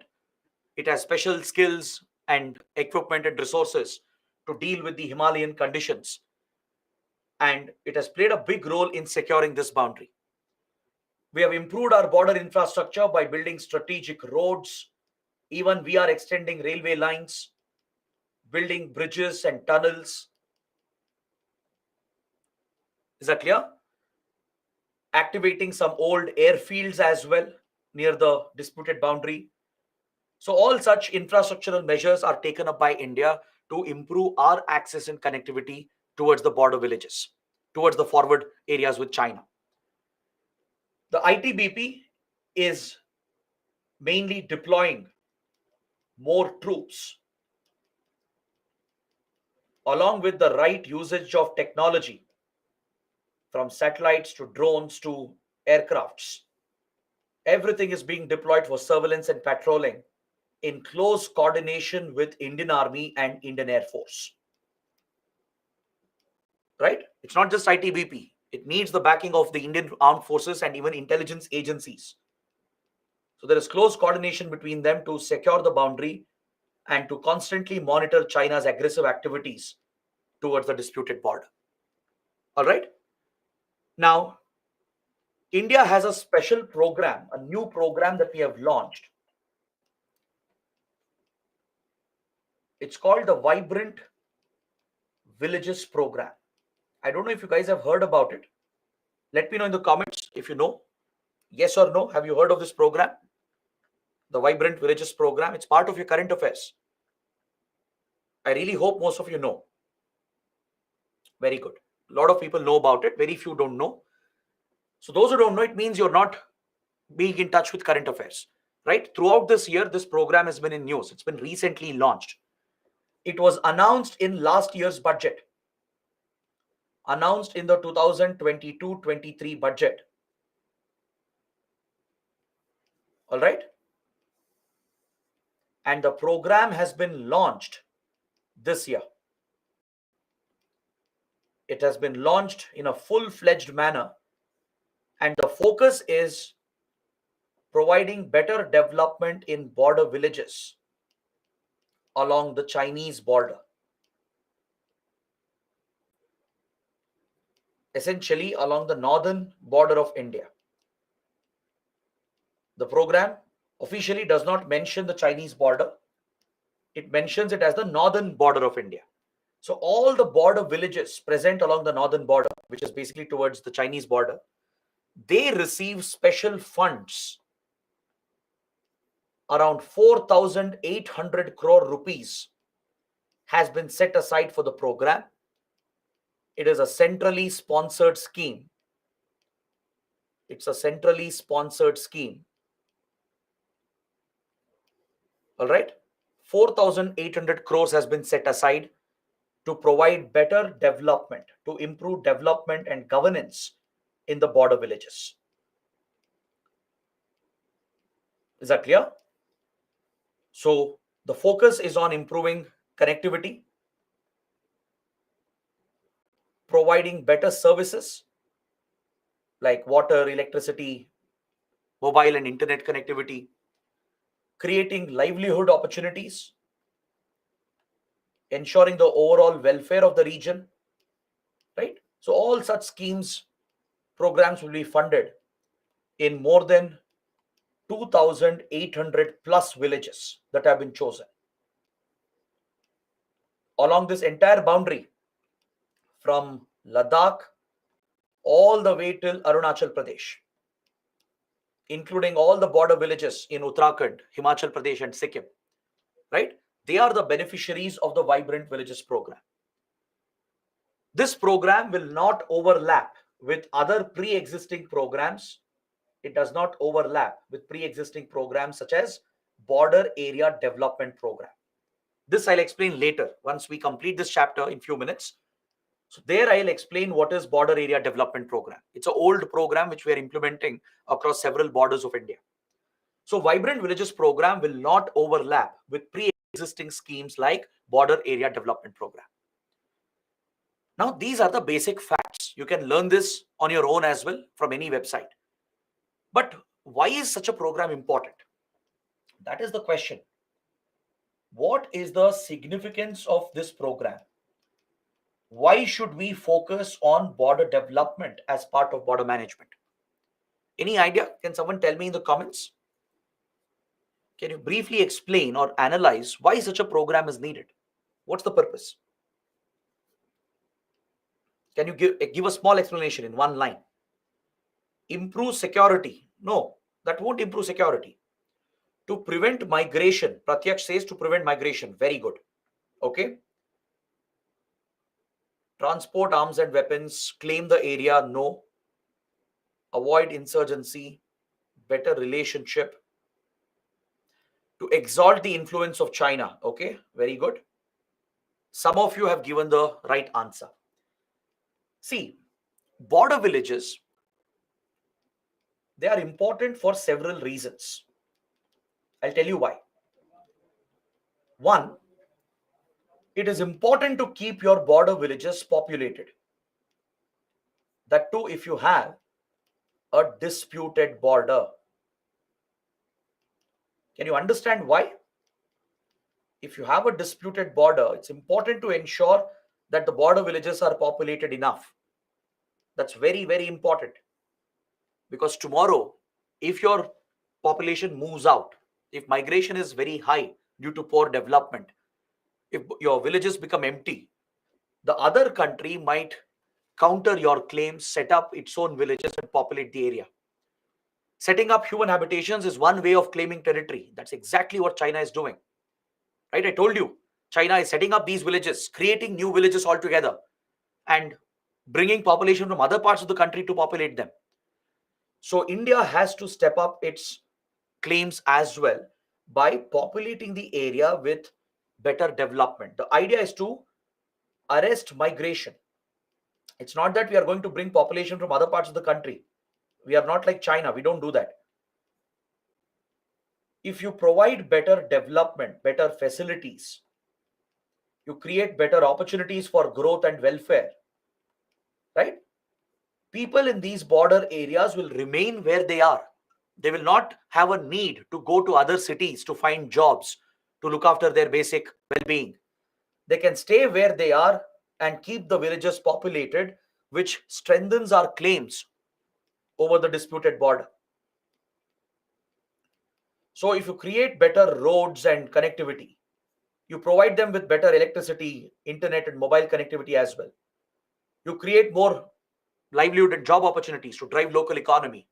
Automatically, people will be happy. They'll be, socially, economically well off. They'll stay where they are, keep the villages populated, which enhances our claims over the disputed areas.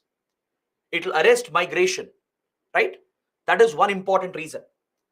The other important reason is that it's important to have the population to be loyal and patriotic towards the country and act as the eyes and ears of the government and the security forces. They will be critical in intelligence gathering at the border level, right? You need to ensure your border population is in favor of our country. This will happen only when there is development and progress. If you neglect your border areas, if you don't connect the border areas, if you don't give them development opportunities, if you don't care about their welfare, why will the people here care about the country? Chances are high they'll get indoctrinated by the enemy country or by criminals and insurgents. They might start working with insurgents and terrorists or criminals or hostile intelligence agencies to spy on India or to carry out infiltration into India. So having that local support in our favor is critical. Getting that local support is critical because our intelligence agencies, our security forces depend on the local intelligence provided by the local people. They act as the eyes and ears of the government, of our intelligence and security agencies at the border areas. So it's important to keep them in favor of India, to make them loyal and patriotic towards India, right? So this keeps them away from any undue foreign influence. It will keep them away from any undue hostile influence.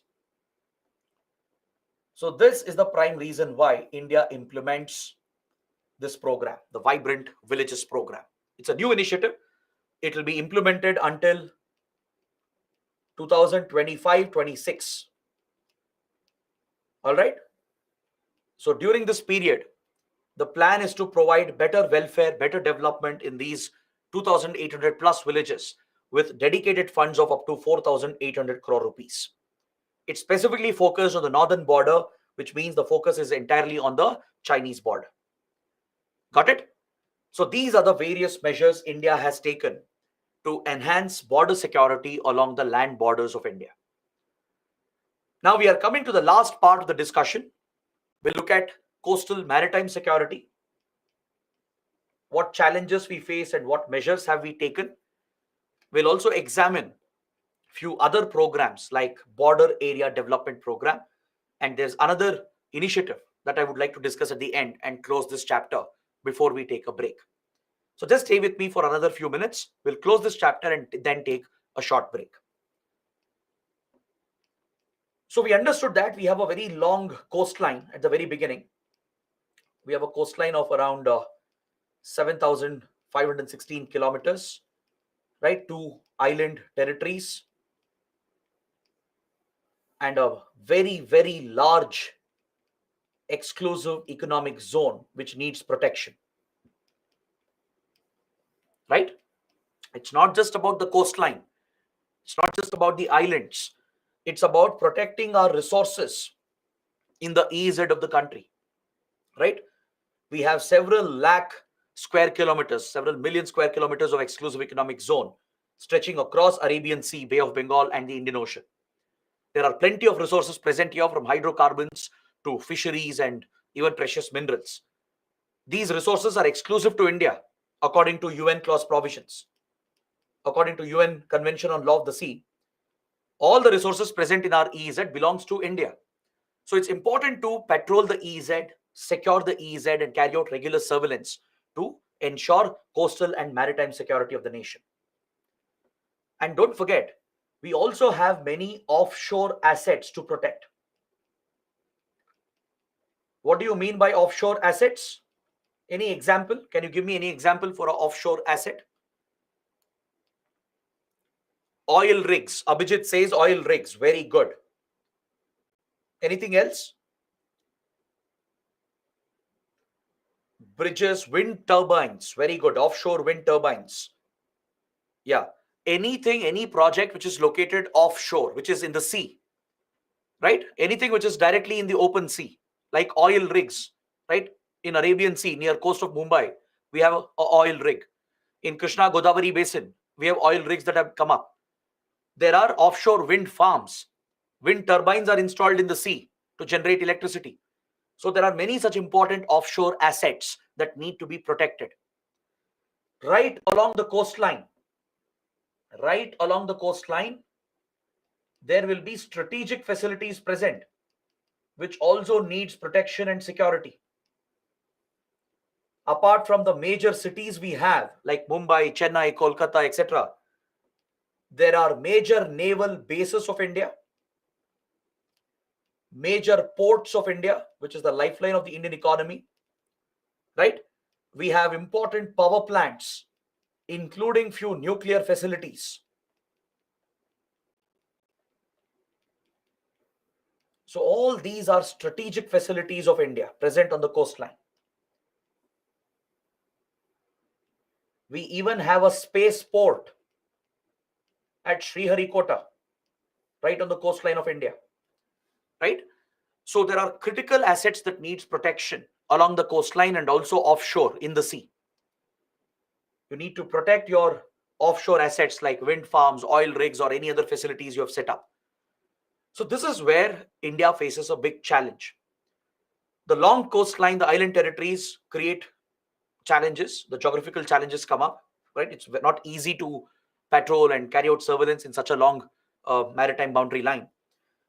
So the biggest threats we face is primarily rampant organized crime. Smuggling and trafficking is very rampant here. Drugs and arms smuggling and trafficking, especially from the Golden Crescent region, from Afghanistan, Pakistan, and even from Iran. Drugs and weapons are smuggled through Arabian Sea and Indian Ocean, and a lot of it reaches India as well, right? And there is an involvement of Pakistani criminal cartels and Pakistani intelligence agency, the ISI, as well. Many of these smuggling incidents are connected with terror groups and terror financing.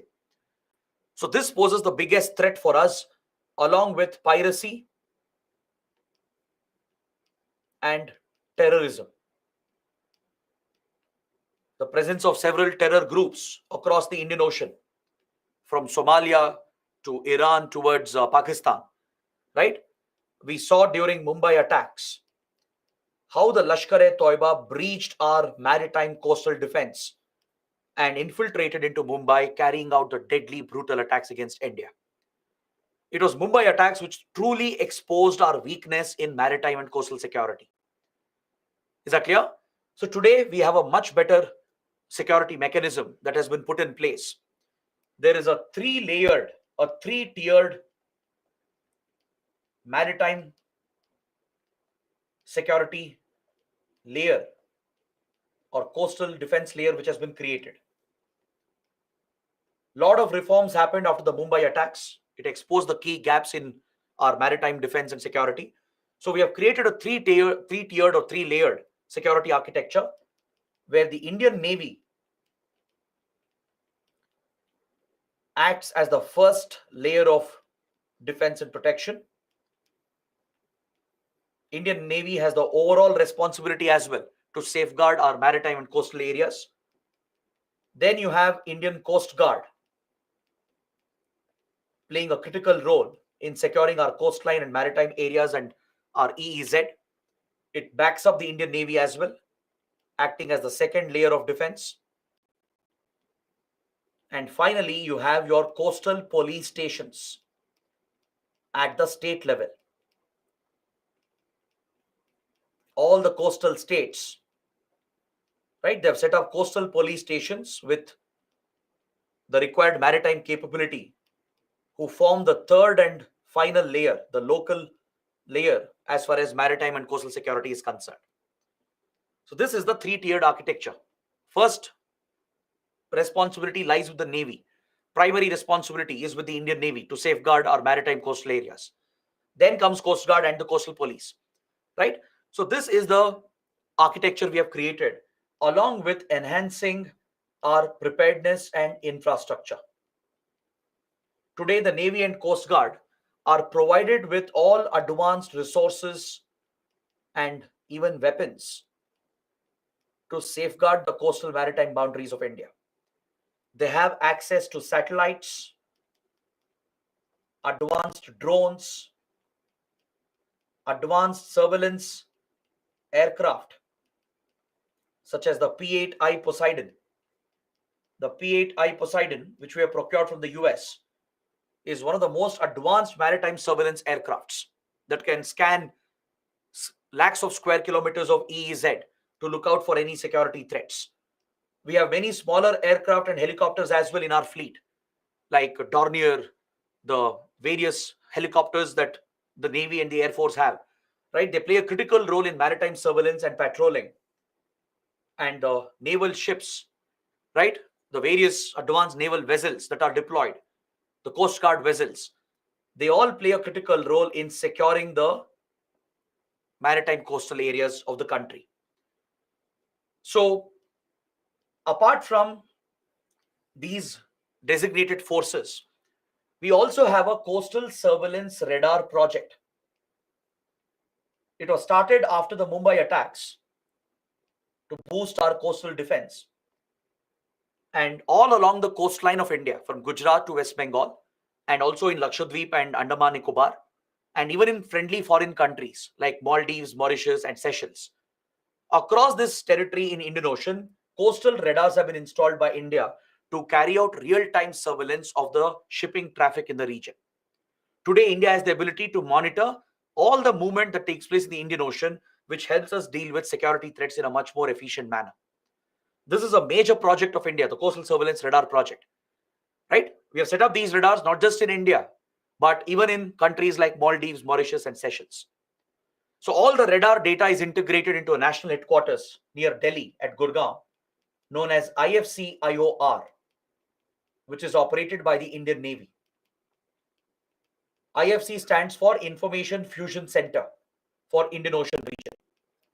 It's one of the most important intelligence gathering initiatives that we have started, where all the coastal radars along the coastline from our island territories and from Maldives, Mauritius, and Seychelles, they feed all that data into this headquarters at Gurgaon called IFC-IOR, Information Fusion Center for Indian Ocean region. This project is so critical for security in the Indian Ocean that even foreign navies are interested, and they are deploying their liaison officers to coordinate with Indian Navy and to share intelligence. So friendly navies like US, France, Australia, Japan, UK, Russia, all these friendly countries, they have deployed their naval officers at IFC-IOR to liaise with the Indian Navy and share intelligence and coordinate with the operations in the Indian Ocean.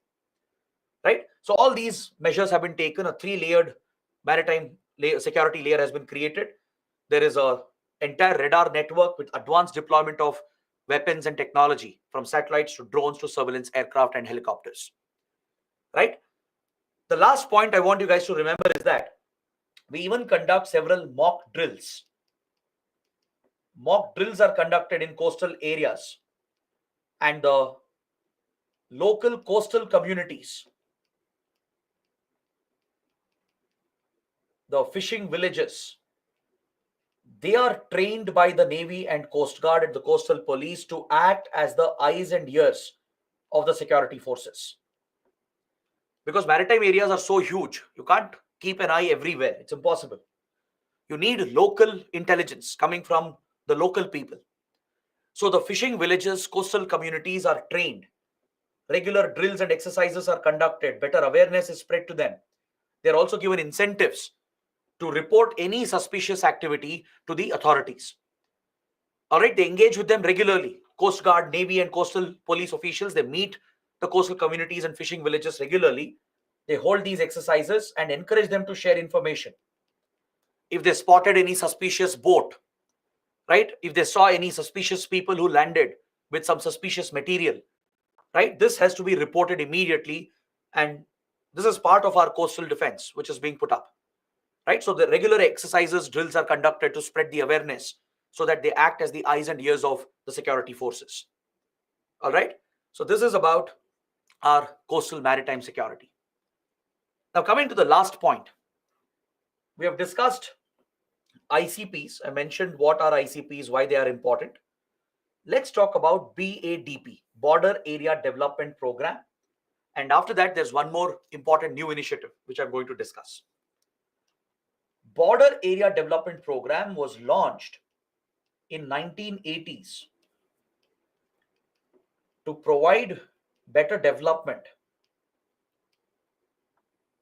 in border villages along the Pakistani border.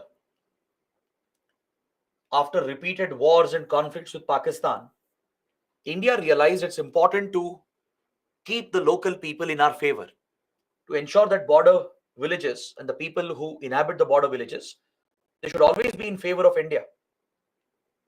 They should not only keep the villages populated, but they should be in favor of India, right? Passing on information to India, which means they have to work closely with the border guarding forces, intelligence and security agencies.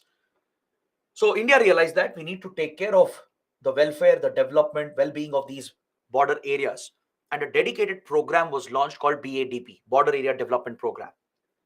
It's implemented by the MHA, by Border Management Division 2. And after the success of this program along the Pakistani border, it was expanded. It was expanded to cover all the land borders of India. Is that clear? So it has been expanded to cover borders with China, Nepal, Bhutan, Myanmar, and Bangladesh as well. So it's a very ambitious program that we are implementing. We scaled it up from 1990s. It underwent a major expansion, right? And since then, we are implementing this along all the land borders of India. So please note that Vibrant Villages program, which is specific to the Chinese border, will not overlap with the already ongoing initiatives under BADP. The government has clarified this. It appears that there is an overlap, but government has said there will be no overlap. They'll ensure that Vibrant Villages program will bring better development to the villages along Chinese border, and the BADP will continue as it is. Even BADP program will continue along all the land borders of India, providing better development in all the border villages. And Vibrant Villages program is another standalone initiative. They don't overlap with each other. Understood? So this is a very important clarification the government has given. Now let me take up the last topic. To tackle insurgency terrorism in Jammu and Kashmir, a new initiative has been started. It's not an entirely new initiative. It was actually an old initiative which has been restarted. It's called the Village Defense Guards, or VDG. This is a renewed program. This existed in 1990s when J&K was witnessing peak militancy. Back then it was called Village Defense Committees. All right. Under this initiative, the local villagers, along with retired army and police officers, right, they would form a vigilante group. They would be given weapons, training, and even some basic financial incentives by the government to act as a security response against militants and terrorists, to counter any terror attack. If they detect any presence of these terrorists who are sneaking across the border, carrying out attacks in the border areas, these village defense committees would respond, right, which were basically local vigilante groups. They would be made up of few local villages. Able-bodied men and women would be recruited, right, and some retired officials as well, of army and police officers. They could volunteer, and these local committees would be formed where government forces would train them, give weapons as well to them, and give some incentives so that they could take on the terrorists and assist the army and the other security forces before they could arrive. Because see, in Kashmir, back then, in 1990s, connectivity was a big problem. Let's say terrorists crossed over from LOC and local villages, they saw their presence. Now, if they go back to report and inform the authorities, and by the time the army mobilizes and comes, the terrorists would have left the area, or they would have already carried out the attack. Or let's say terrorists sneak over and immediately engage in an attack. So they can't sit and wait for the army to arrive from a different location, right? Because mobility, connectivity was a challenge. Even today, it remains a challenge. So back then, the government of India, the Home Ministry, had started this program called Village Defense Committees, where local villagers would be armed, trained, and incentivized to take on the terrorists and hold the ground until the forces can arrive. They are not meant to hunt or chase the terrorists. They are just meant for defense. If the local villagers are attacked by the terrorists, they can defend themselves. The whole idea is to help them defend themselves. They can't go in hunt of terrorists. They can't do that. Right? They're not regular formal security forces. They are given weapons and arms training so they can fight back and defend themselves if there is a terror attack carried out by the terrorists in border areas. This program saw a lot of success in 1990s. It played a role in tackling insurgency and terrorism, but also it was accused of leading to a lot of human rights violations. Because when you're giving weapons to local people, right, and empowering them with incentives and arms, many times they might misuse this authority, right? They might target their rivals, they might target someone who's innocent, right? So there are many accusations against village defense committees of large-scale human right violations as well, like fake killings, torture, rapes. All these accusations have come up in the past. So because of the controversy, this initiative was suspended after militancy declined by late 90s and early 2000. So this old program is now being renewed. MHA has renewed this program and restarted it following some recent attacks against local villages. Recently, terrorists have targeted few communities, minorities in the region, and attacks on border villages have gone up. So to help the local villagers defend themselves, village defense guards have been set up on the previous model of village defense committees. Is that clear? The name has been changed from village defense committees to village defense guards, but the whole idea of the program is exactly the same. So they will be given weapons and training by Indian forces, border guarding forces like BSF and CRPF, which are deployed in Kashmir. They have already given training to the local armed units, which are headed by retired army officials or police officers, and they get special incentives as well for defending the villages against terror attacks. So the Home Ministry believes that this measure is needed to help the locals and the minorities to protect themselves from terror attacks. Is that clear? It's a controversial policy because remember, under Naxalism, I told you that practices like Salwa Judum is blatantly unconstitutional. Salwa Judum had led to large-scale violations where private militia was raised with the help of Chhattisgarh State Police. But here the situation is different. We are facing a cross-border threat. Of course, villagers have a right to defend themselves. But as long as it does not lead to human rights violations, it's fine. It actually aids our security efforts. But the concern is, what if some of these local guards, if they misuse the powers and commit some violations? That is the concern, right? But Home Ministry has renewed and reactivated this program, and it is seen as a key weapon to target terrorism that comes from across the line of control. All right. So this was the last point that I wanted to discuss. So let's take a short break. In the meanwhile, look at the previous questions that have come. Let's come back in 15 minutes. Let's come back by 7:20.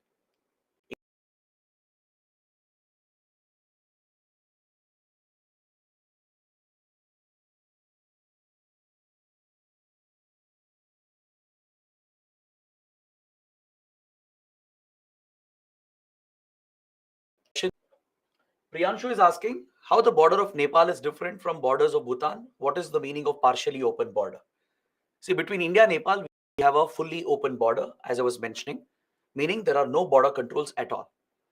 You have visa-free access as well. Indians can go to Nepal without a visa. Nepalis can come to India without a visa. And there is full free movement for people, goods, and vehicles, right? All the hard border controls are relaxed completely. It's like how the Schengen countries in Europe have a fully open border. So that's what we have with Nepal. With Bhutan, it's partially open because there is easy access given. You don't need a visa to enter Bhutan, but you still need a travel document, a travel certificate, which is issued by Bhutan's authorities. And you need to pay a fee as well. You need to pay a travel fee, a user fee to enter Bhutan as a tourist.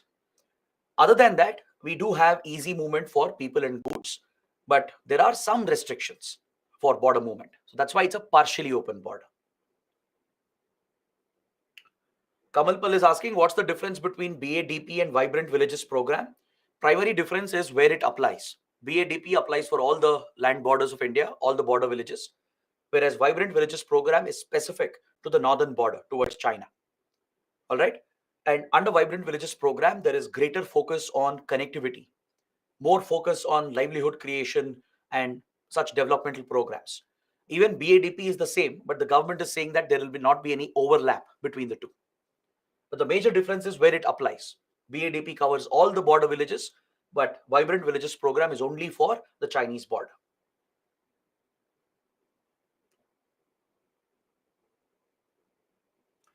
Gagan is asking, China is playing through psychologically, but not much politically. Why don't we reply in similar ways rather than just condemning? We are not just condemning China's aggression and its acts against India. We are acting against it as well, right?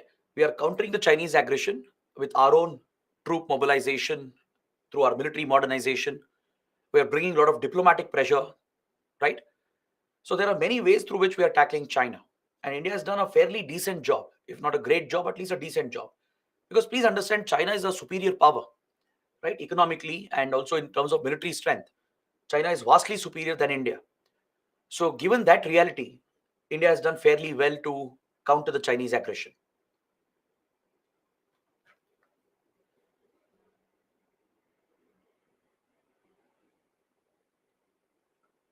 Kumari is asking, what are the functions of CRPF and CAPFs? We'll discuss that. That is what we cover in the next chapter.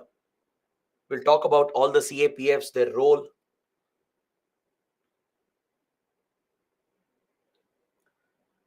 Vivek is asking, sir, how interruption is done with respect to anti-drone systems?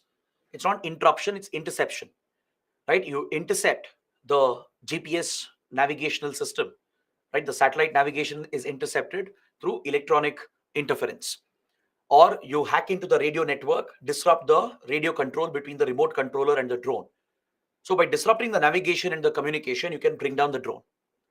All right. You can collect the drone later as well safely for further investigation. Or you use kinetic kill options. You destroy the drone through physical methods. There are special weapons available, right? There are special guns, long range guns available today that can specifically target drones. BSF has procured them.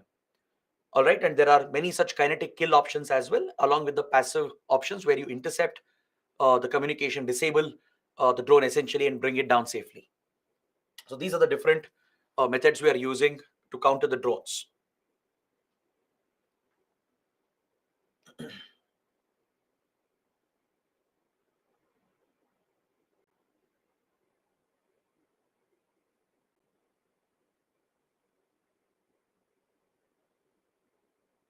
Amrit is asking, sir, aren't these village defense guards unconstitutional, as they will definitely misuse and violate fundamental rights? See, the Supreme Court declared only Salwa Judum as unconstitutional in Naxal areas, right? It hasn't specifically ruled out any private militia or any such vigilante groups. The government of India feels it's a necessity because J&K is a conflict zone, right?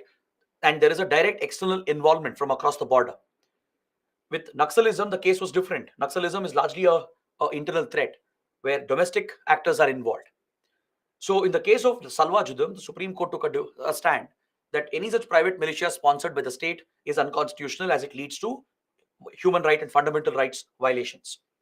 But in J&K, especially in the border areas where terrorists are coming across the border, attacking local villages and minorities, definitely villagers have a right to defend themselves, right? So the government can always justify this. The government can say that our villagers need protection. You can't deploy army everywhere. Army can't respond within minutes everywhere. They'll take some time to reach. So before the army responds, you need local people to defend themselves and counter these attacks and repel these attacks. So that is valid as well. In fact, the villagers in Kashmir, they need protection. They need defense of their own in Jammu and Kashmir. And that's how the government will justify village defense guards. So it need not be unconstitutional unless the Supreme Court declares it unconstitutional.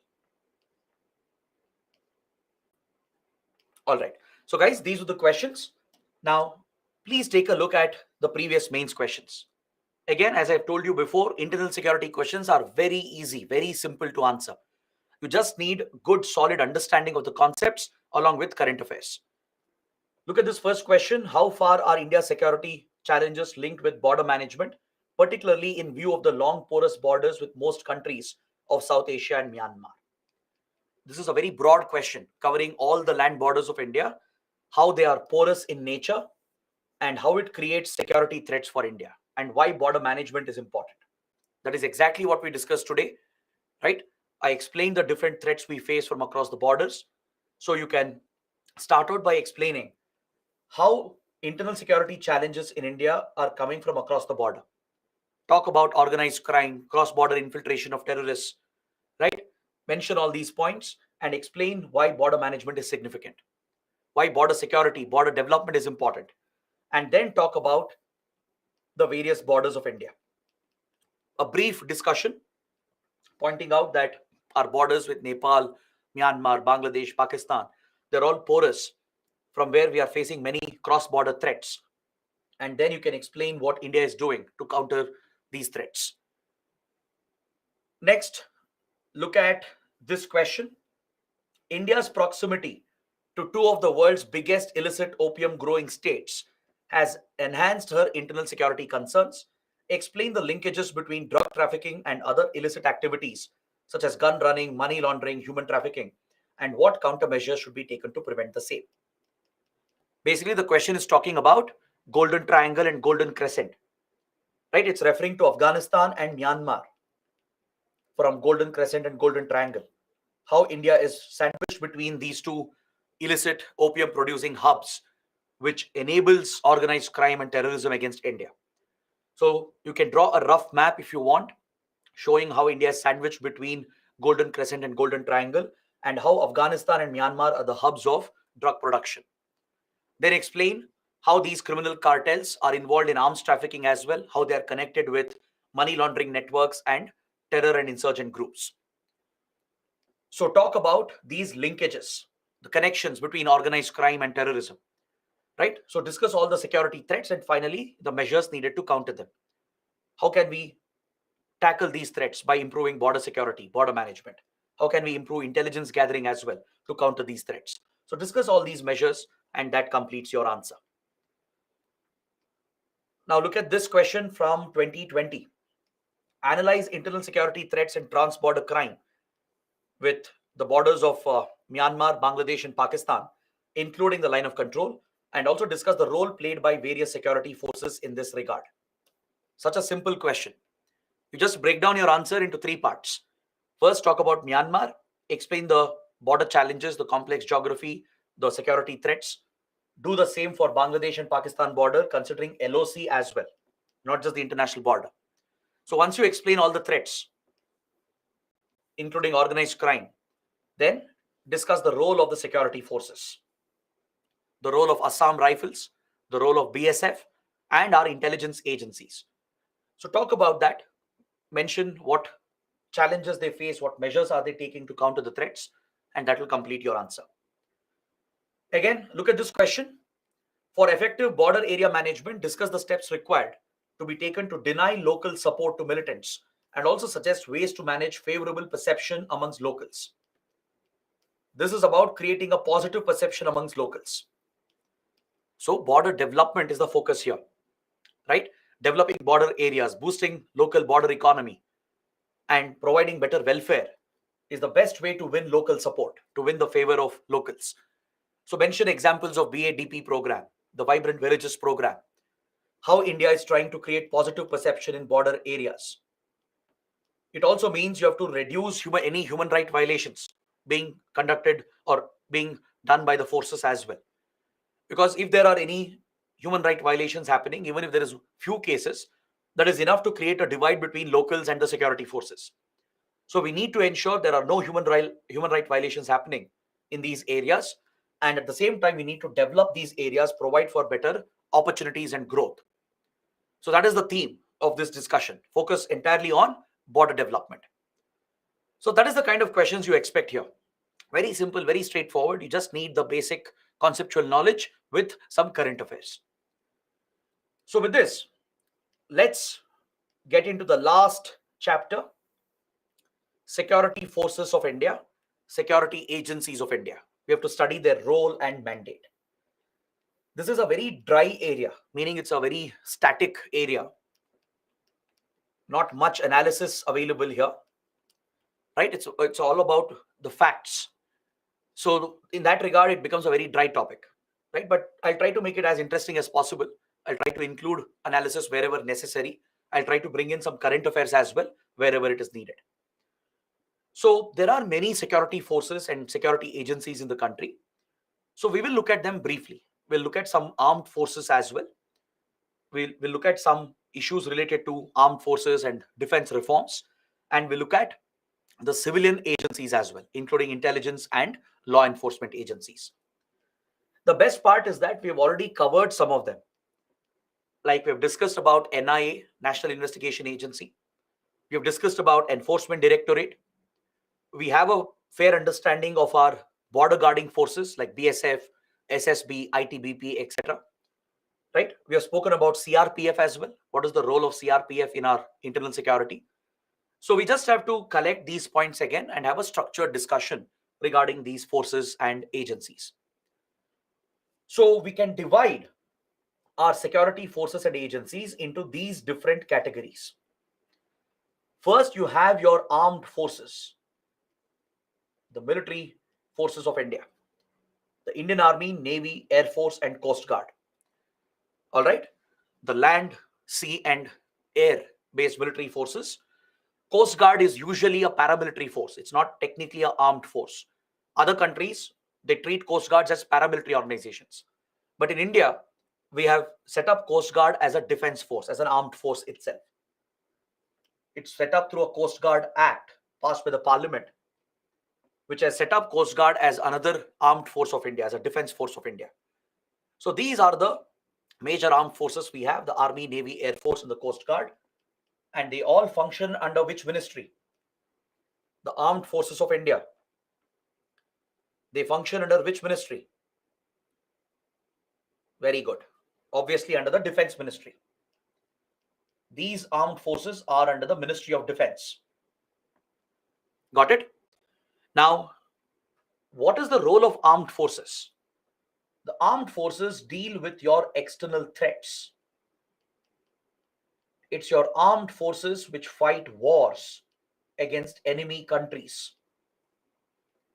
Armed forces are raised to procure heavy weapons such as artillery guns, battle tanks, advanced ammunition, heavy ammunition, fighter jets, large aircrafts, helicopters, naval ships, submarines, aircraft carriers, missiles, whatnot. So they are equipped with tremendous firepower. They use heavy power, and their primary training teaches them to kill. Their training teaches them to kill because they are tackling a hostile enemy, an external enemy.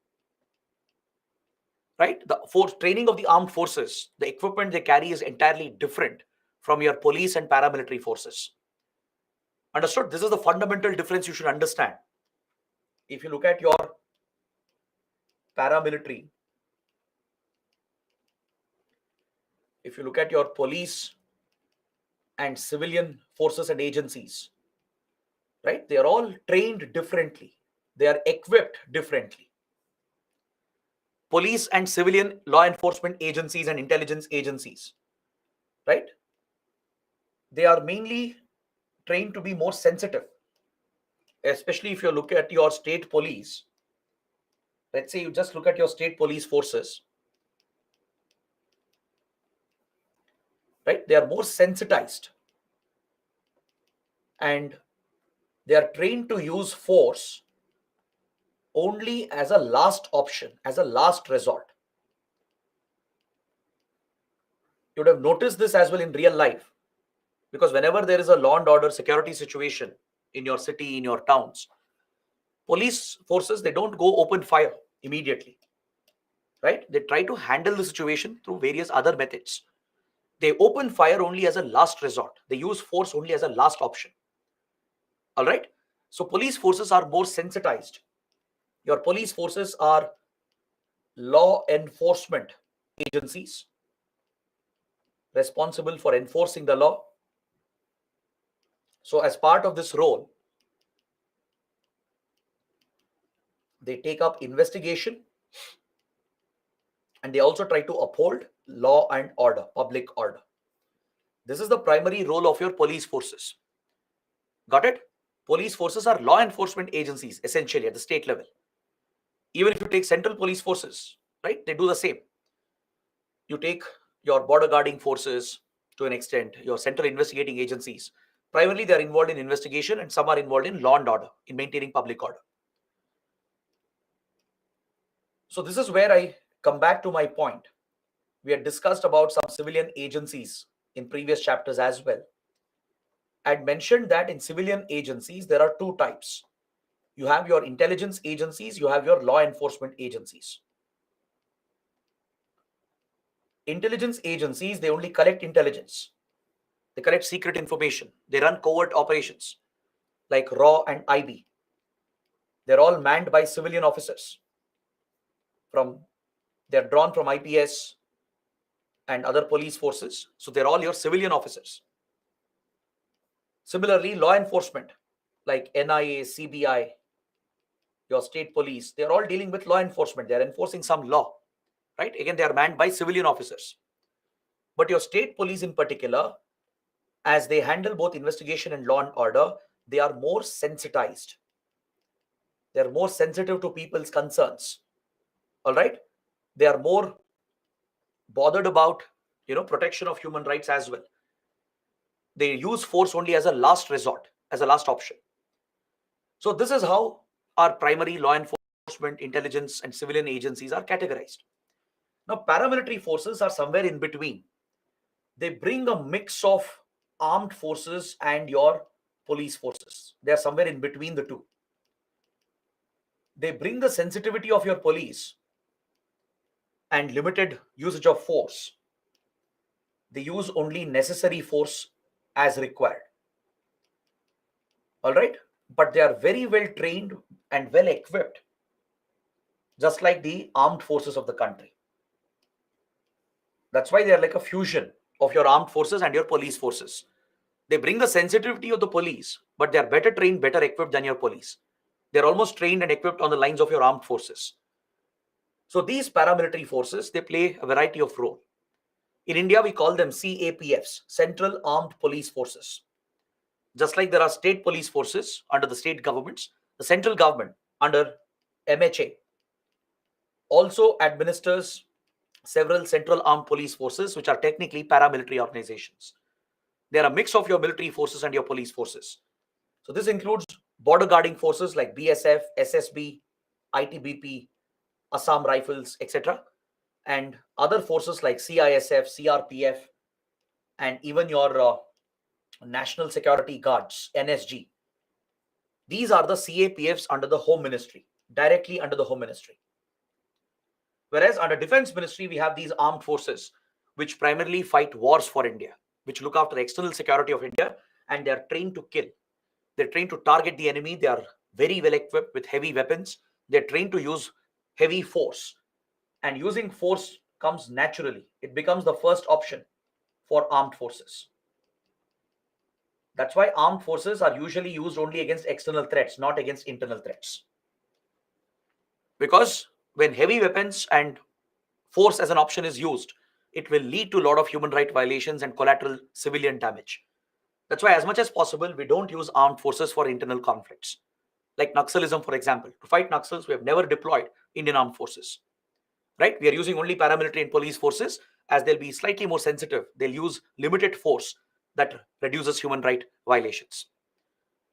But in certain conflict zones like Punjab, Jammu and Kashmir, and Northeast India, we have used armed forces, as we have studied, because there is an external angle involved. There was cross-border support from Pakistan, Bangladesh, Myanmar, and China.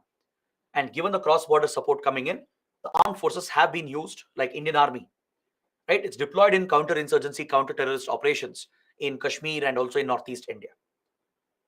Then, these armed forces of India, they have few special forces, elite special force units, commando units essentially.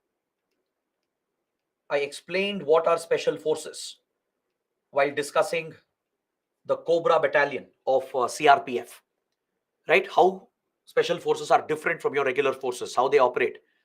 So we have few special forces like para commandos, the para SF of the Indian Army.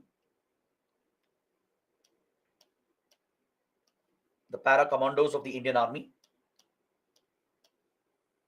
It's the para commandos that were used in various operations, in the surgical strikes that we carried out in Pakistan, in Myanmar, and various other operations we have carried out. It's para SF, para commandos of the Indian Army which are used.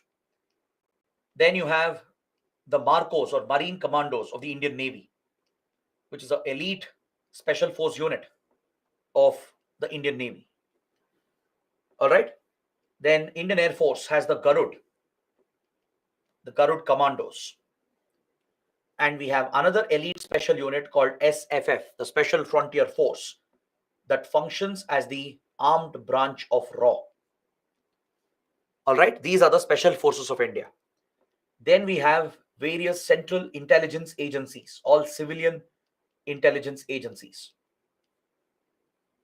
which collect intelligence, run covert operations for India, like IB, RAW, Directorate of Revenue Intelligence, Financial Intelligence Unit, which we studied under money laundering, right? These are the various civilian intelligence agencies.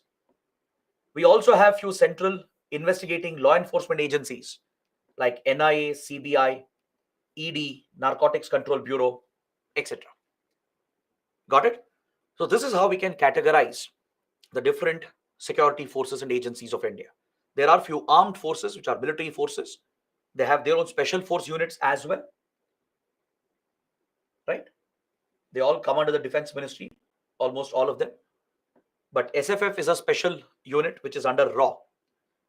There are these intelligence agencies, civilian intelligence agencies like IB, RAW, DRI, Financial Intelligence Unit. Central investigating law enforcement agencies like NIA, CBI, ED, Narcotics Control Bureau, and Central Armed Police Forces of the Home Ministry like BSF, SSB, Assam Rifles, NSG, and the others. So this is the entire collection of the security forces of India.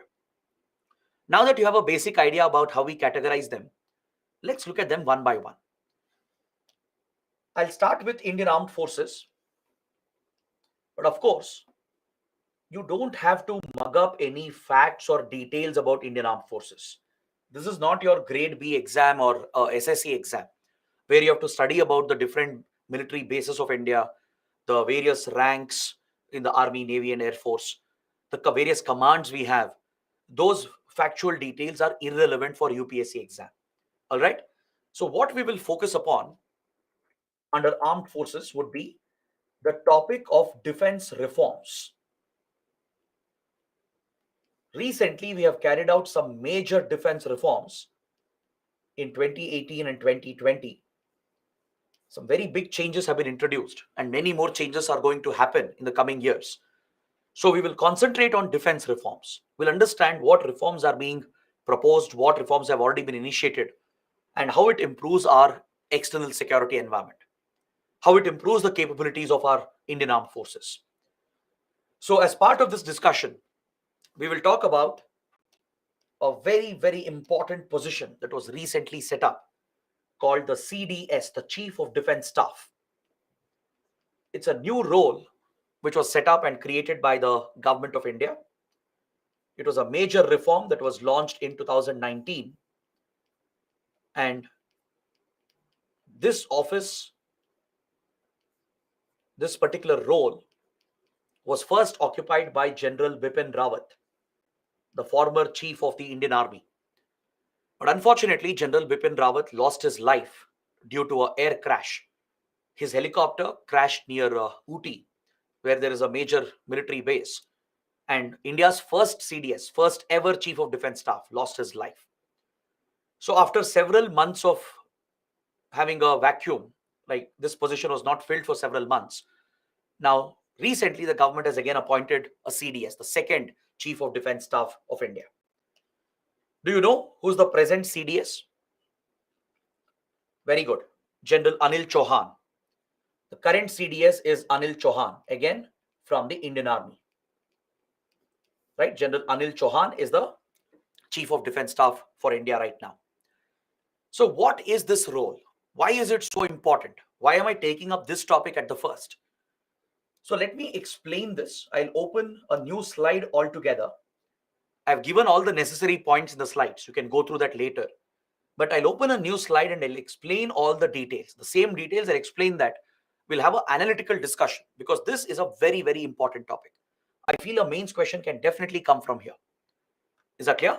So let's understand what is this role, what functions are assigned to it, right? What's the history, the background behind it? So let's study all of this.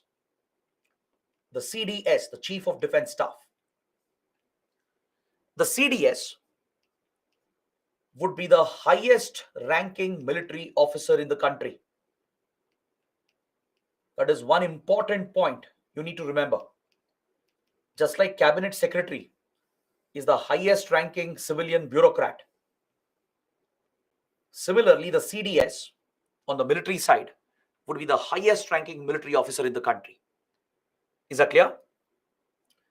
The CDS will perform a dual role. This office has been created in such a way to perform dual functions. There is a military role he performs and a civilian role, a bureaucratic role he performs. On the military side, as part of the military role which has been assigned to the CDS, he will act as the Chief of Staff Committee. He will head the Chief of Staff Committee.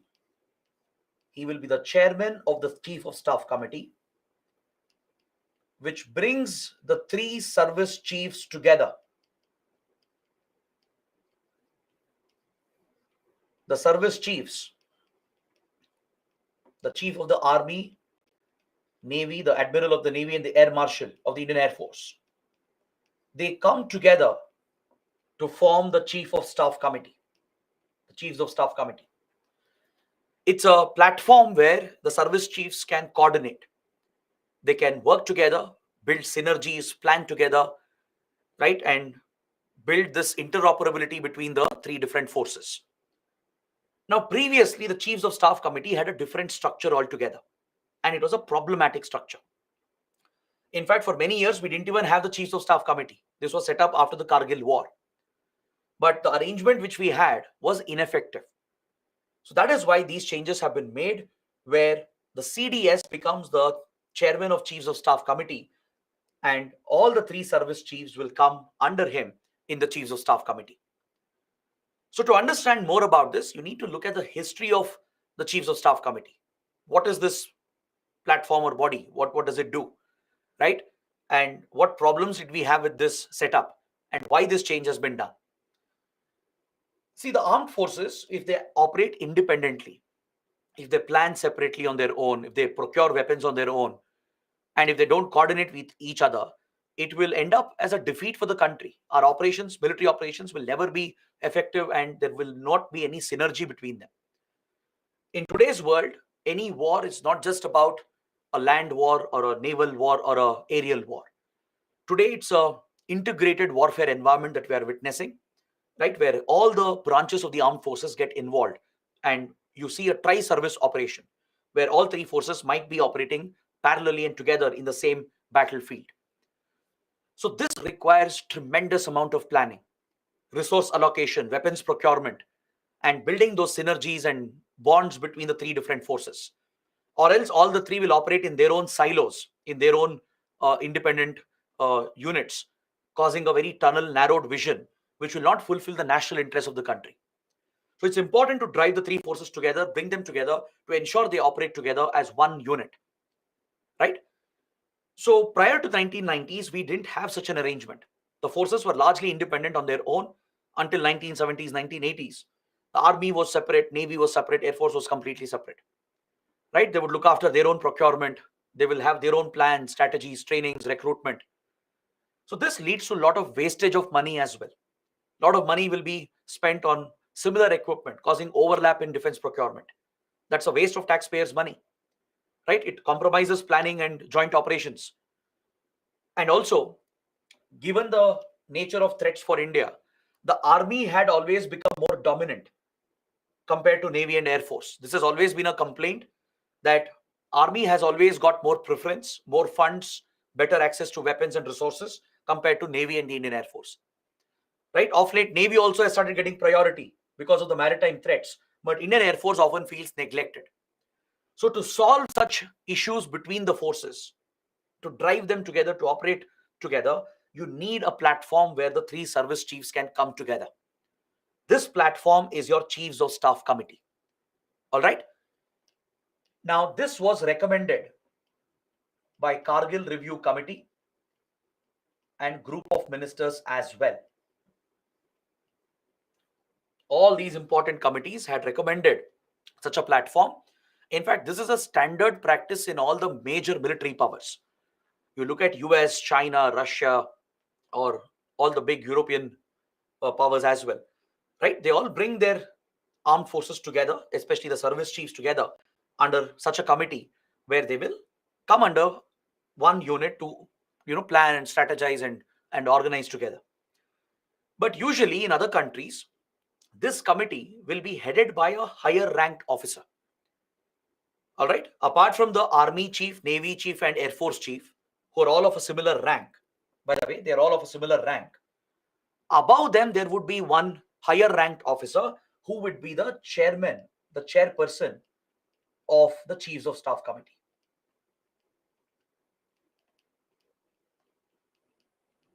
This is the usual practice in the other countries. You look at US, for example, the three service chiefs are there, Army, Navy, and Air Force chiefs. They are part of this Chief of Staff Committee, and it's headed by a higher ranked military officer. So there's a fourth official who's the chairperson of this committee. And below him, there are three service chiefs. But in India, this structure was not created.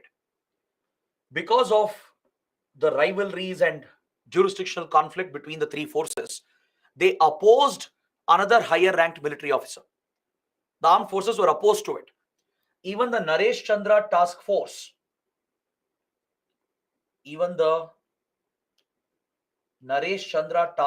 had recommended that there should be a permanent chairman. There should be a permanent chairman who will be a higher ranked officer who will head this committee and give leadership to the three service chiefs to bring them together. This has always been the recommendation of various committees in different forms. The names they suggested was different. All right, but essentially the concept was the same. To bring the service chiefs together, all these commissions had said that there should be a higher ranked officer who's a permanent chairperson who can bring that synergy between the three service chiefs, who can drive them to function together as one unit. But this recommendation was never implemented until 2019. We only had a temporary chairman. There was only a temporary chairman, a temporary chairperson to the Chiefs of Staff Committee. And who was the temporary chairperson? It would be one of the service chiefs themselves. They themselves would take up this position on a rotational basis.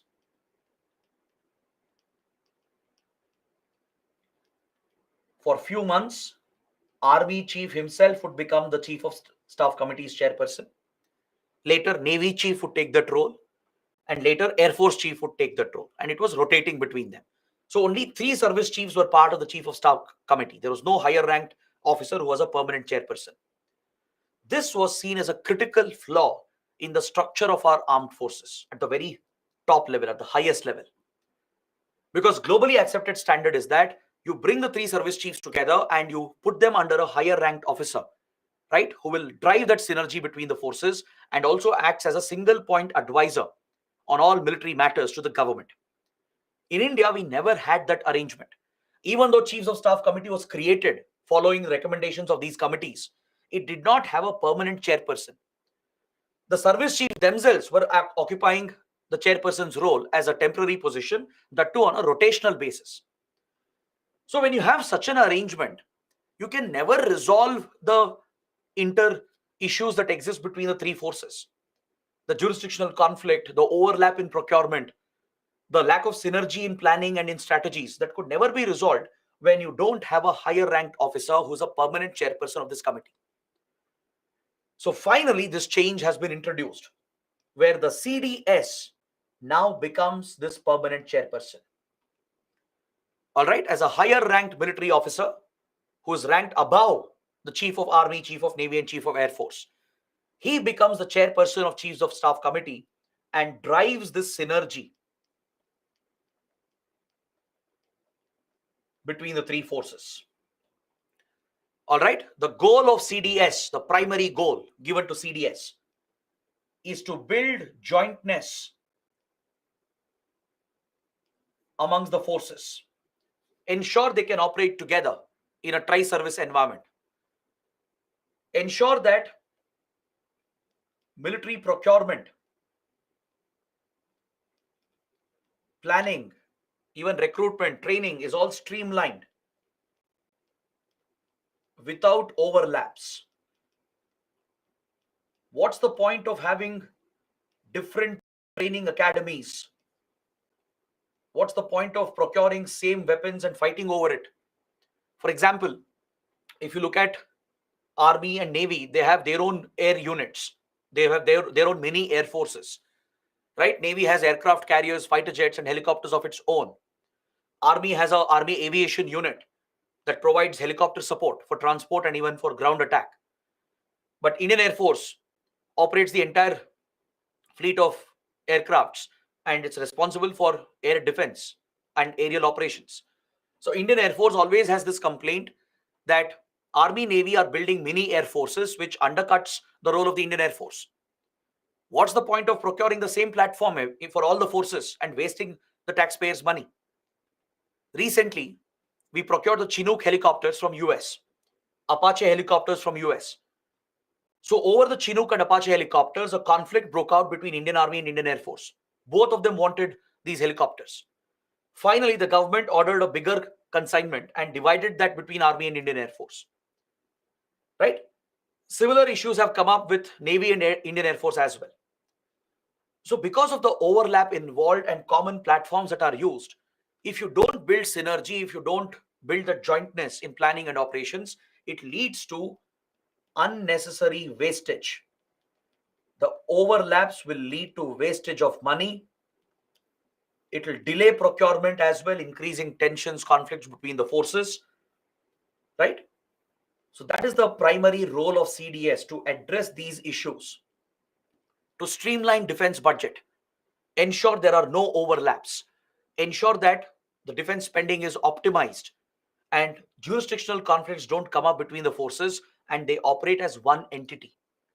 Building jointness and synergy is the primary goal of the CDS. Is that clear? That is why a higher ranked officer is needed to enforce this on the service chiefs. Along with this, another goal, military goal of the CDS is theaterization.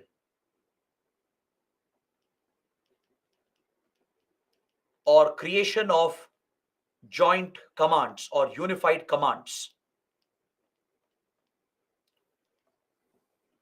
Is that clear? This is another primary role of the CDS, another military role.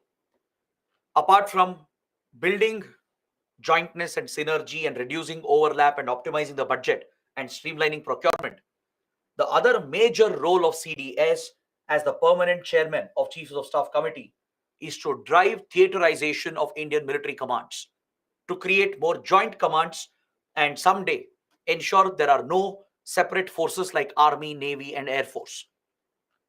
Some of you might be shocked by what I just said.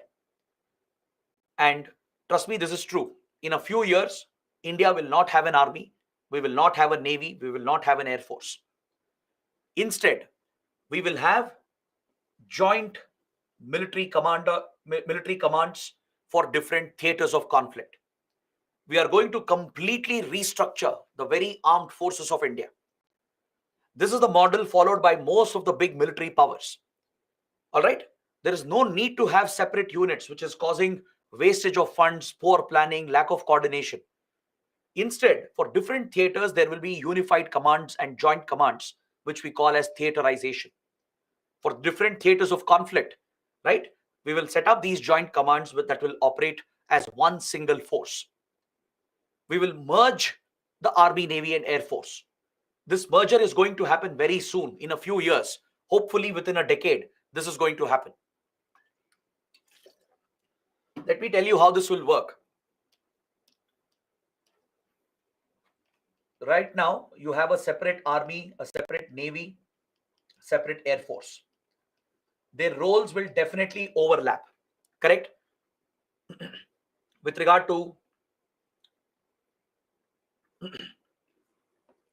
aerial operations, there is a clear overlap and jurisdictional conflict between all three forces. With regard to land operations, there is a conflict again, right? Even Navy will have its own land force units as well to conduct any large raids through the sea route. Even with regard to air defense, there is a conflict between Air Force, Navy, and Army. So to resolve this permanently and to build complete jointness into the units, the plan is to merge them into joint theater commands. The three will be merged very soon. It's going to happen under the CDS. That is the prime reason why this role was created. That is what all the committees were recommending as well for many years, right? The Kargil Review Committee, Naresh Chandra Task Force, they've all been insisting on creating theater commands and joint commands. So instead of having three separate armed forces, most likely it will be a northern command. There will be a maritime command,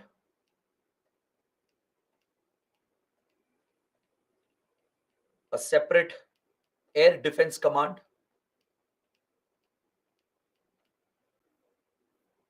a logistics command,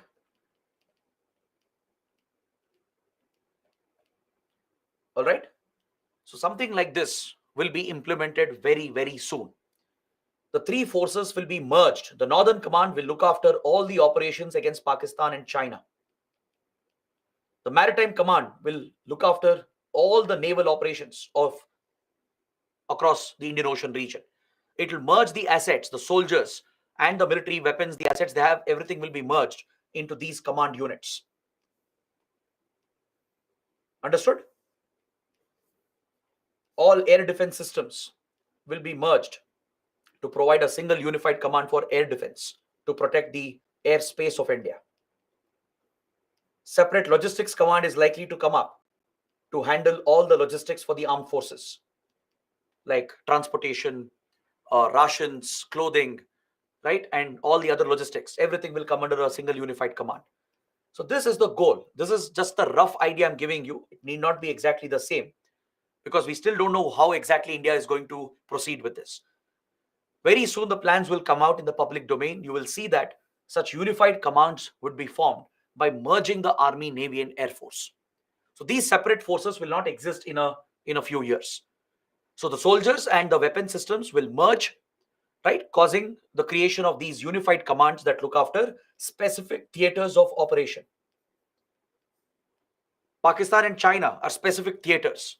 Indian Ocean, the airspace, right? They are the specific theaters. So such theater-based commands, joint commands will be set up. Are you aware of any such unified tri-service command which exists right now? Do we have a command like that or no? First tell me that, yes or no.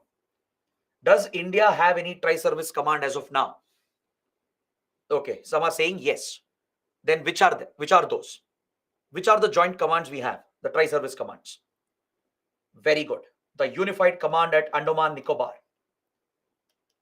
The Andaman Nicobar Islands has a unified tri-service military command where Navy, Army, Air Force have already fused, merged their soldiers, their military assets to form a single unit, a single command. Apart from Andaman Nicobar command, apart from the Andaman Nicobar command, we also have something known as the Strategic Forces Command. Have you heard of it? The SFC, the Strategic Forces Command. This is another unified tri-service command of India. Very good. Many of you know about SFC. The SFC is responsible for the entire nuclear arsenal of India. That includes the nuclear warheads and all the delivery systems that we have. See, we are having around close to 160 to 180 nuclear warheads. All right. And there are many different delivery systems we have developed, like your ballistic missiles, the Prithvi and the entire Agni series of ballistic missiles. They are the land based options to deliver nuclear weapons. Then we have a few fighter jets, which have been custom designed to launch nuclear weapons, like Sukhoi 30, the Rafale, which we have recently procured, Mirage, Jaguars. These are the fighter jets of India, which can deliver nuclear weapons. Then we have naval assets, especially nuclear powered submarines like the Arihant class, INS Arihant class submarines, right? They can carry nuclear weapons on board. So these are the primary delivery platforms we have. So all the nuclear delivery systems with the warheads are under the control of one single tri-service command, which is SFC, the Strategic Forces Command. If India ever has to go to nuclear war,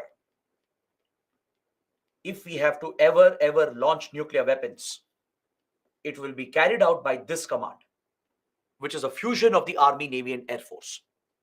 All right, the whole nuclear arsenal of India is under the operational command of SFC. Understood? So these are the two tri-service commands which we already have. So going forward, along with these existing commands, we are planning to create new commands and bring these forces together so that we operate on a theater-based format. This has a very big advantage. When you create such unified joint commands and theater commands, the biggest advantage is that it will bring synergy between the forces.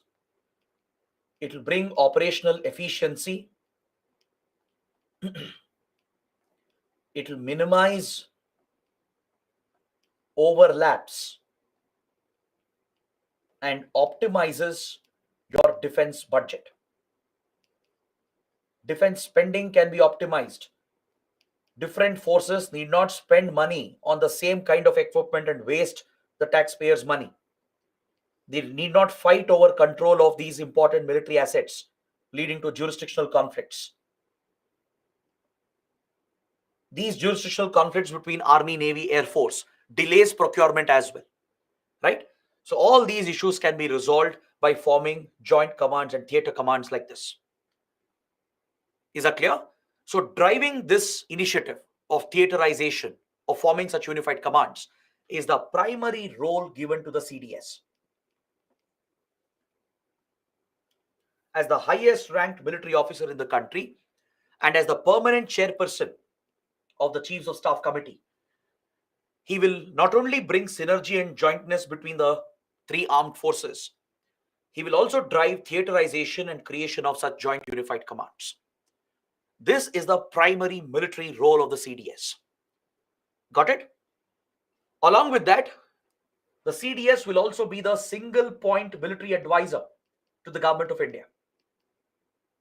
He will be the single point military advisor. He can provide all the inputs to the defense minister and prime minister directly. Instead of three service chiefs separately providing inputs, he will collate all the inputs from three of them and provide single point military advice to the government, to the defense minister and the prime minister. Now, this does not mean that powers of the Army, Navy, and Air Force chiefs will be compromised. All right? Doesn't mean that CDS has full control over the service chiefs. That's not the case. Only with regard to synergy, jointness, theaterization, etc., the CDS will exercise superintendence over service chiefs. But in operational matters, in service matters, the three service chiefs will continue to have their autonomy and full authority over their respective services. With regard to the operations of the Indian Army, right? The day-to-day affairs of the Indian Army, the Army chief will have complete control and autonomy. Their CDS can't interfere. So that clear distinction is being drawn. Only for creating synergy, jointness, theaterization, CDS will have this superintendence over the three service chiefs as the permanent chairperson of Chiefs of Staff Committee. But for service and operational matters, the service chiefs will continue to enjoy their full authority and autonomy over their respective forces. That will not be compromised. Is that clear? So service chiefs will also have access to defense minister and prime minister if needed. But to provide single point military advice, the CDS will be the single point military advisor. Now, apart from this military role, the CDS performs a bureaucratic role.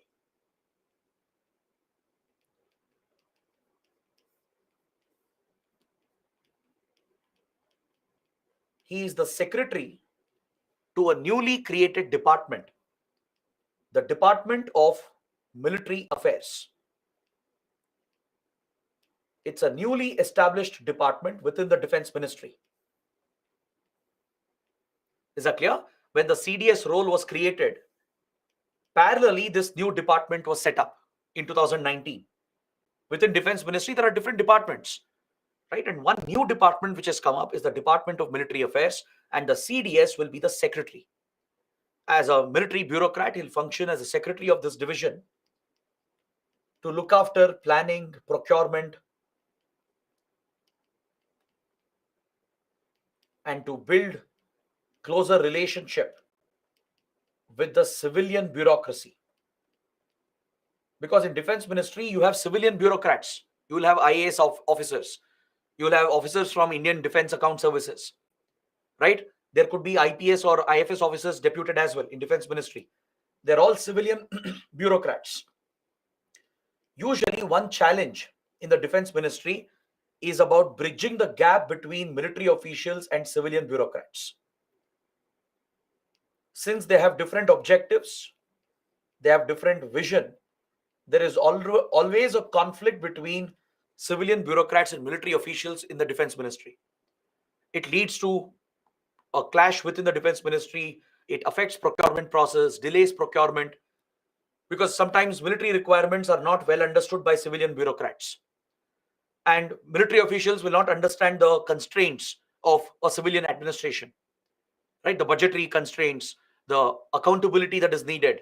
They don't understand those aspects. So this leads to a conflict between civilian bureaucracy and the military officials in the Defense Ministry.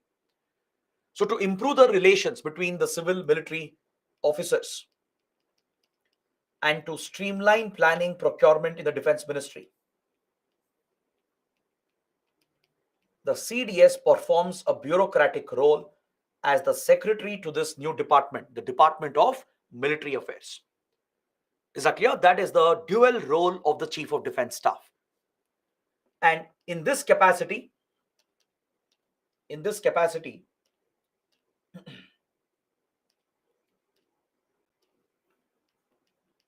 he also will take over the Strategic Forces Command. He will gain full control over Strategic Forces Command to administer the nuclear arsenal of the country.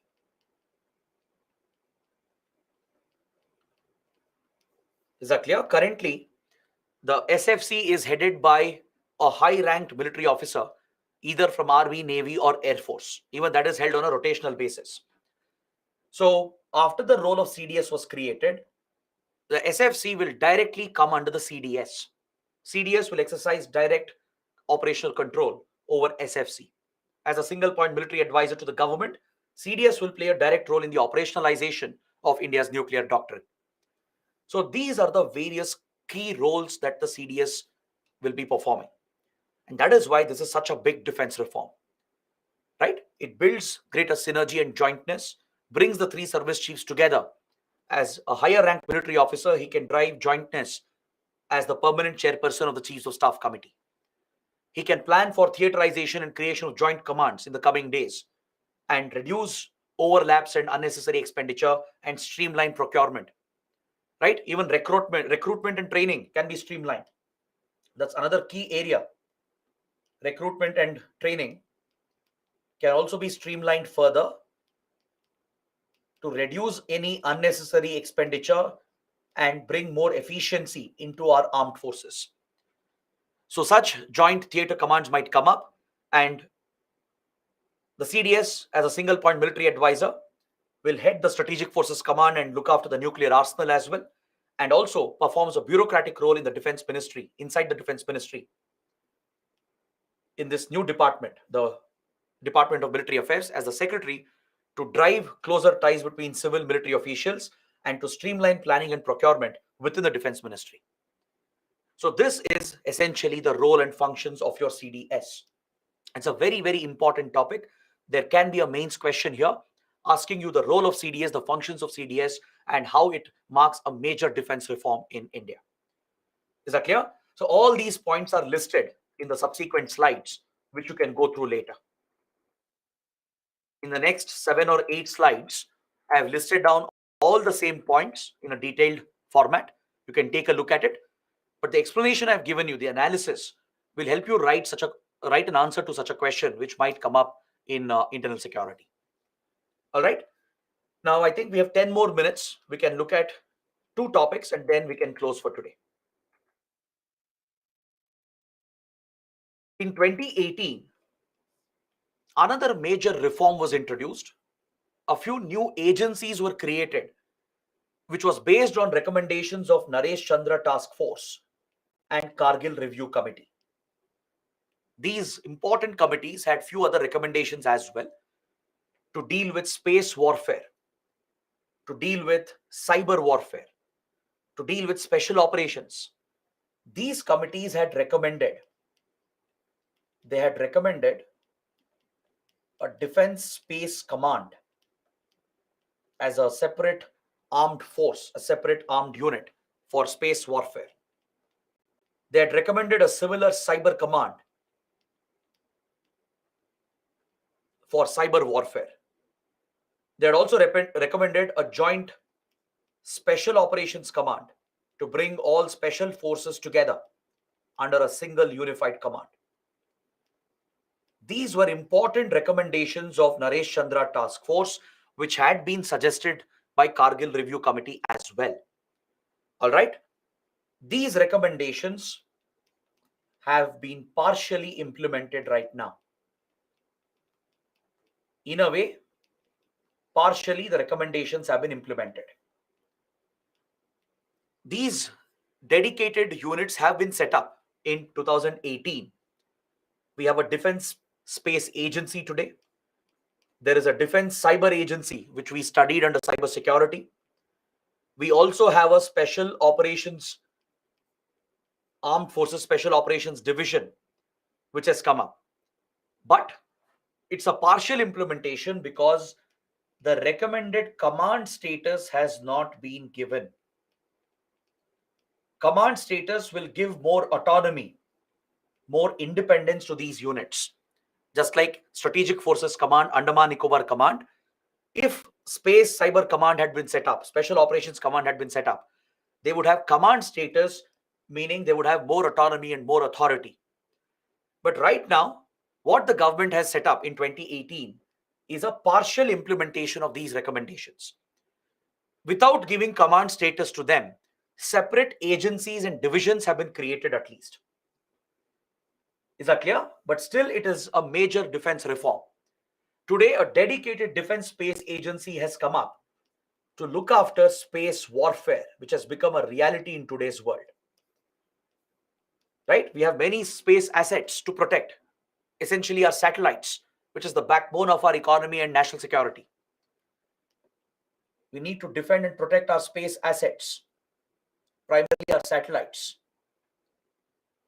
Right? Today, your economy will not function without satellites. Your armed forces can't function without the spy military satellites.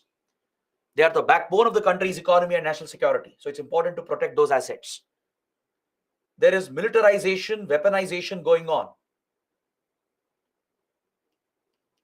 There is militarization and weaponization of outer space, where countries are developing advanced weapons capabilities in space and deploying weapons in outer space. Right? Countries have the ability to bring down enemy satellites. They have developed ASATs or anti-satellite weapons. Countries have the ability to deploy ballistic missiles and even nuclear warheads if required in outer space. So to engage in space warfare, to compete with other space-faring nations like US, China, Russia. India also has set up a dedicated space agency. It's a new tri-service armed agency. It will bring soldiers from Army, Navy, and Air Force together to form a joint agency, which is headquartered in Bengaluru. Because all the key space institutions of India, including ISRO, are headquartered in Bengaluru. So Bengaluru has already become the base of the Defense Space Agency, which functions under the Integrated Defense Staff, the IDS. Its primary role is to develop a space warfare doctrine. To develop a space warfare doctrine for India, and also develop satellite intelligence assets and focus on space weapons, anti-satellite weapon systems, create weapons capabilities in outer space. This is the primary role of the Defense Space Agency. Is that clear? To create a warfare doctrine for outer space, to develop weapons capabilities to take down enemy satellites, to protect our own assets, and to engage in space warfare if required. India has already conducted its first anti-satellite weapons test under Mission Shakti in 2019. You might remember this. In 2019, India carried out Mission Shakti, where a remodeled ballistic missile was used to target a defunct satellite, which was mimicking an enemy satellite. We carried out a kinetic kill, right? This ballistic missile, which was repurposed as an anti-satellite weapon, was deployed into orbit, and it targeted the defunct satellite of India and destroyed it by crashing into it and exploding, so that the satellite is completely decimated in orbit. So India is focusing on kinetic kill options, where you can physically destroy enemy satellites by using missiles. These are ballistic missiles which are repurposed as anti-satellite weapons. There are other ways of targeting satellites as well. You can carry out a cyber hack to intercept its communications and bring it down. You can use laser-based high-energy weapons. There are methods to capture or deorbit satellites as well. So there are some passive options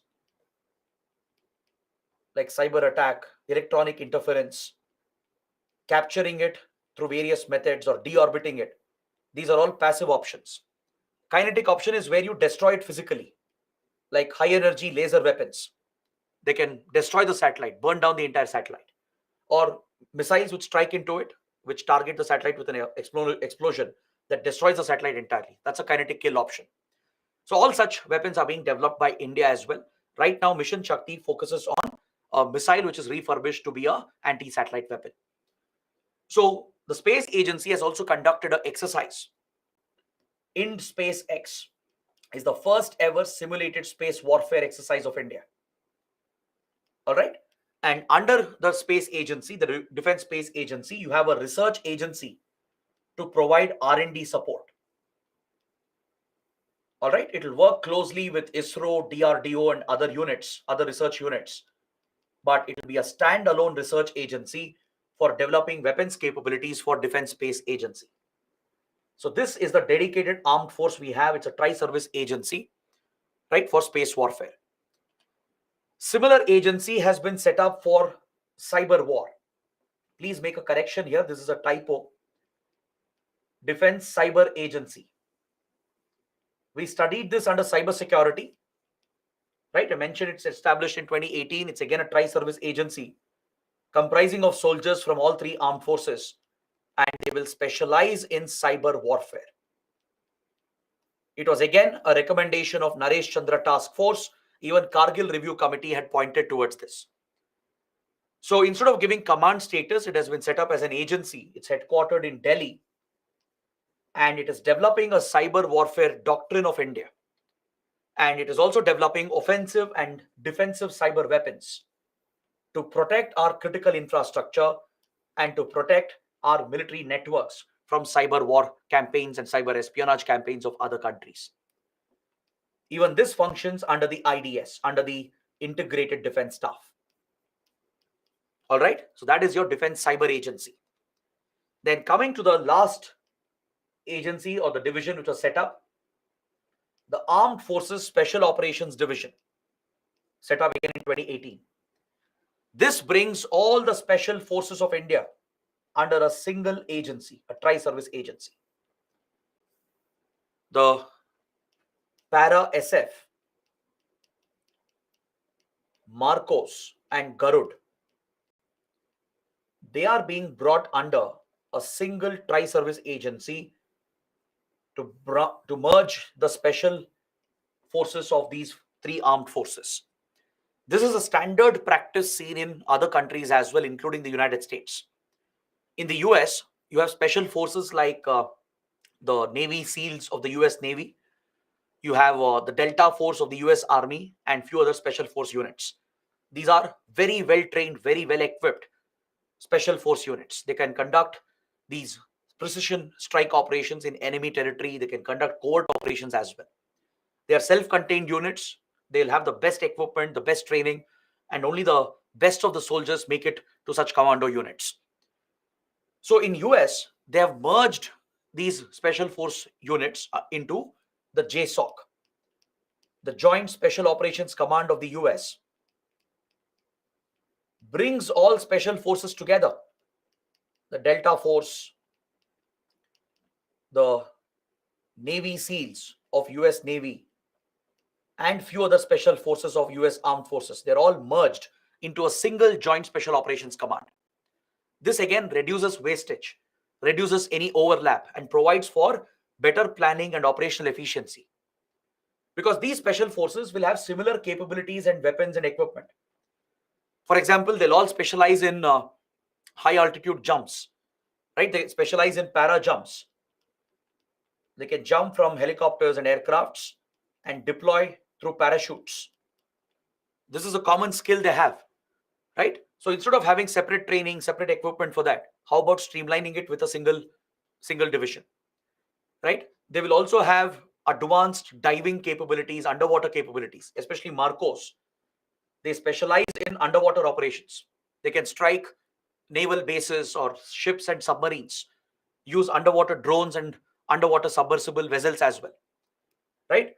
So this is a resource that can be shared for Army and Air Force operations as well if required, right? Garud, they specialize in protecting air bases and the assets of Indian Air Force. So they can pool the resources together, bring all these commandos together under a single unit. So for that purpose, the Armed Forces Special Operations Division has been set up under the Integrated Defense Staff, under the IDS. This was also a recommendation of Naresh Chandra Task Force. Even Kargil Review Committee had made a reference to this. But they were recommending command status to all of them, but government has not given command status. Instead, space and cyber agencies, they have set up as agencies, whereas this is a division, meaning they have a lower status than a command. They all come under IDS, the Integrated Defense Staff, which is the tri-service headquarters. All three services operationally come under the IDS with regard to operations, joint operations and joint planning. The three services, they come together at IDS, which is the tri-service headquarters. So under the IDS, you have your Defense Space Agency, the Defense Cyber Agency, and the Armed Forces Special Operations Division. This is a major reform that India has carried out recently. So any surgical strike or covert operation using these commandos can be conducted through the Special Operations Division. Instead of Army, Navy, and Air Force operating independently and separately, they can pool together and operate together, thus bringing more operational efficiency, improving the strike capability as well, and also reducing any unnecessary expenditure and wasteful expenditure. All right, so this is where I would like to stop my discussion for today. It's more than enough. We have almost completed 98% of the syllabus. So we'll meet again on Saturday, as I mentioned. We will have a 2-hour discussion from 12 to 2 p.m. We will finish the remaining topics. Few more topics are left under this last chapter. We'll wrap it up, and then we will have your doubt session from 2:30 p.m. to 5:30 p.m. So please make note of this. All right. So the coming Saturday, we will have a class from 12 to 2 p.m. to finish these remaining topics, just the last part of the syllabus, and take a small lunch break, and again meet at 2:30 to have the doubt session till 5:30 p.m. So send in all your doubts, all your questions to the email, and mention the subject name so that we can pick up these questions. Remember, we'll be taking up only these doubts which are sent over mail. We'll not be taking live questions because there will be a lot of questions that day. So you have to send it before. You still have enough time. Think, look at the syllabus we have covered, think of any topic and make a list of these questions and send it to the concerned mail ID. So let's stop the discussion here. I hope you guys have understood everything.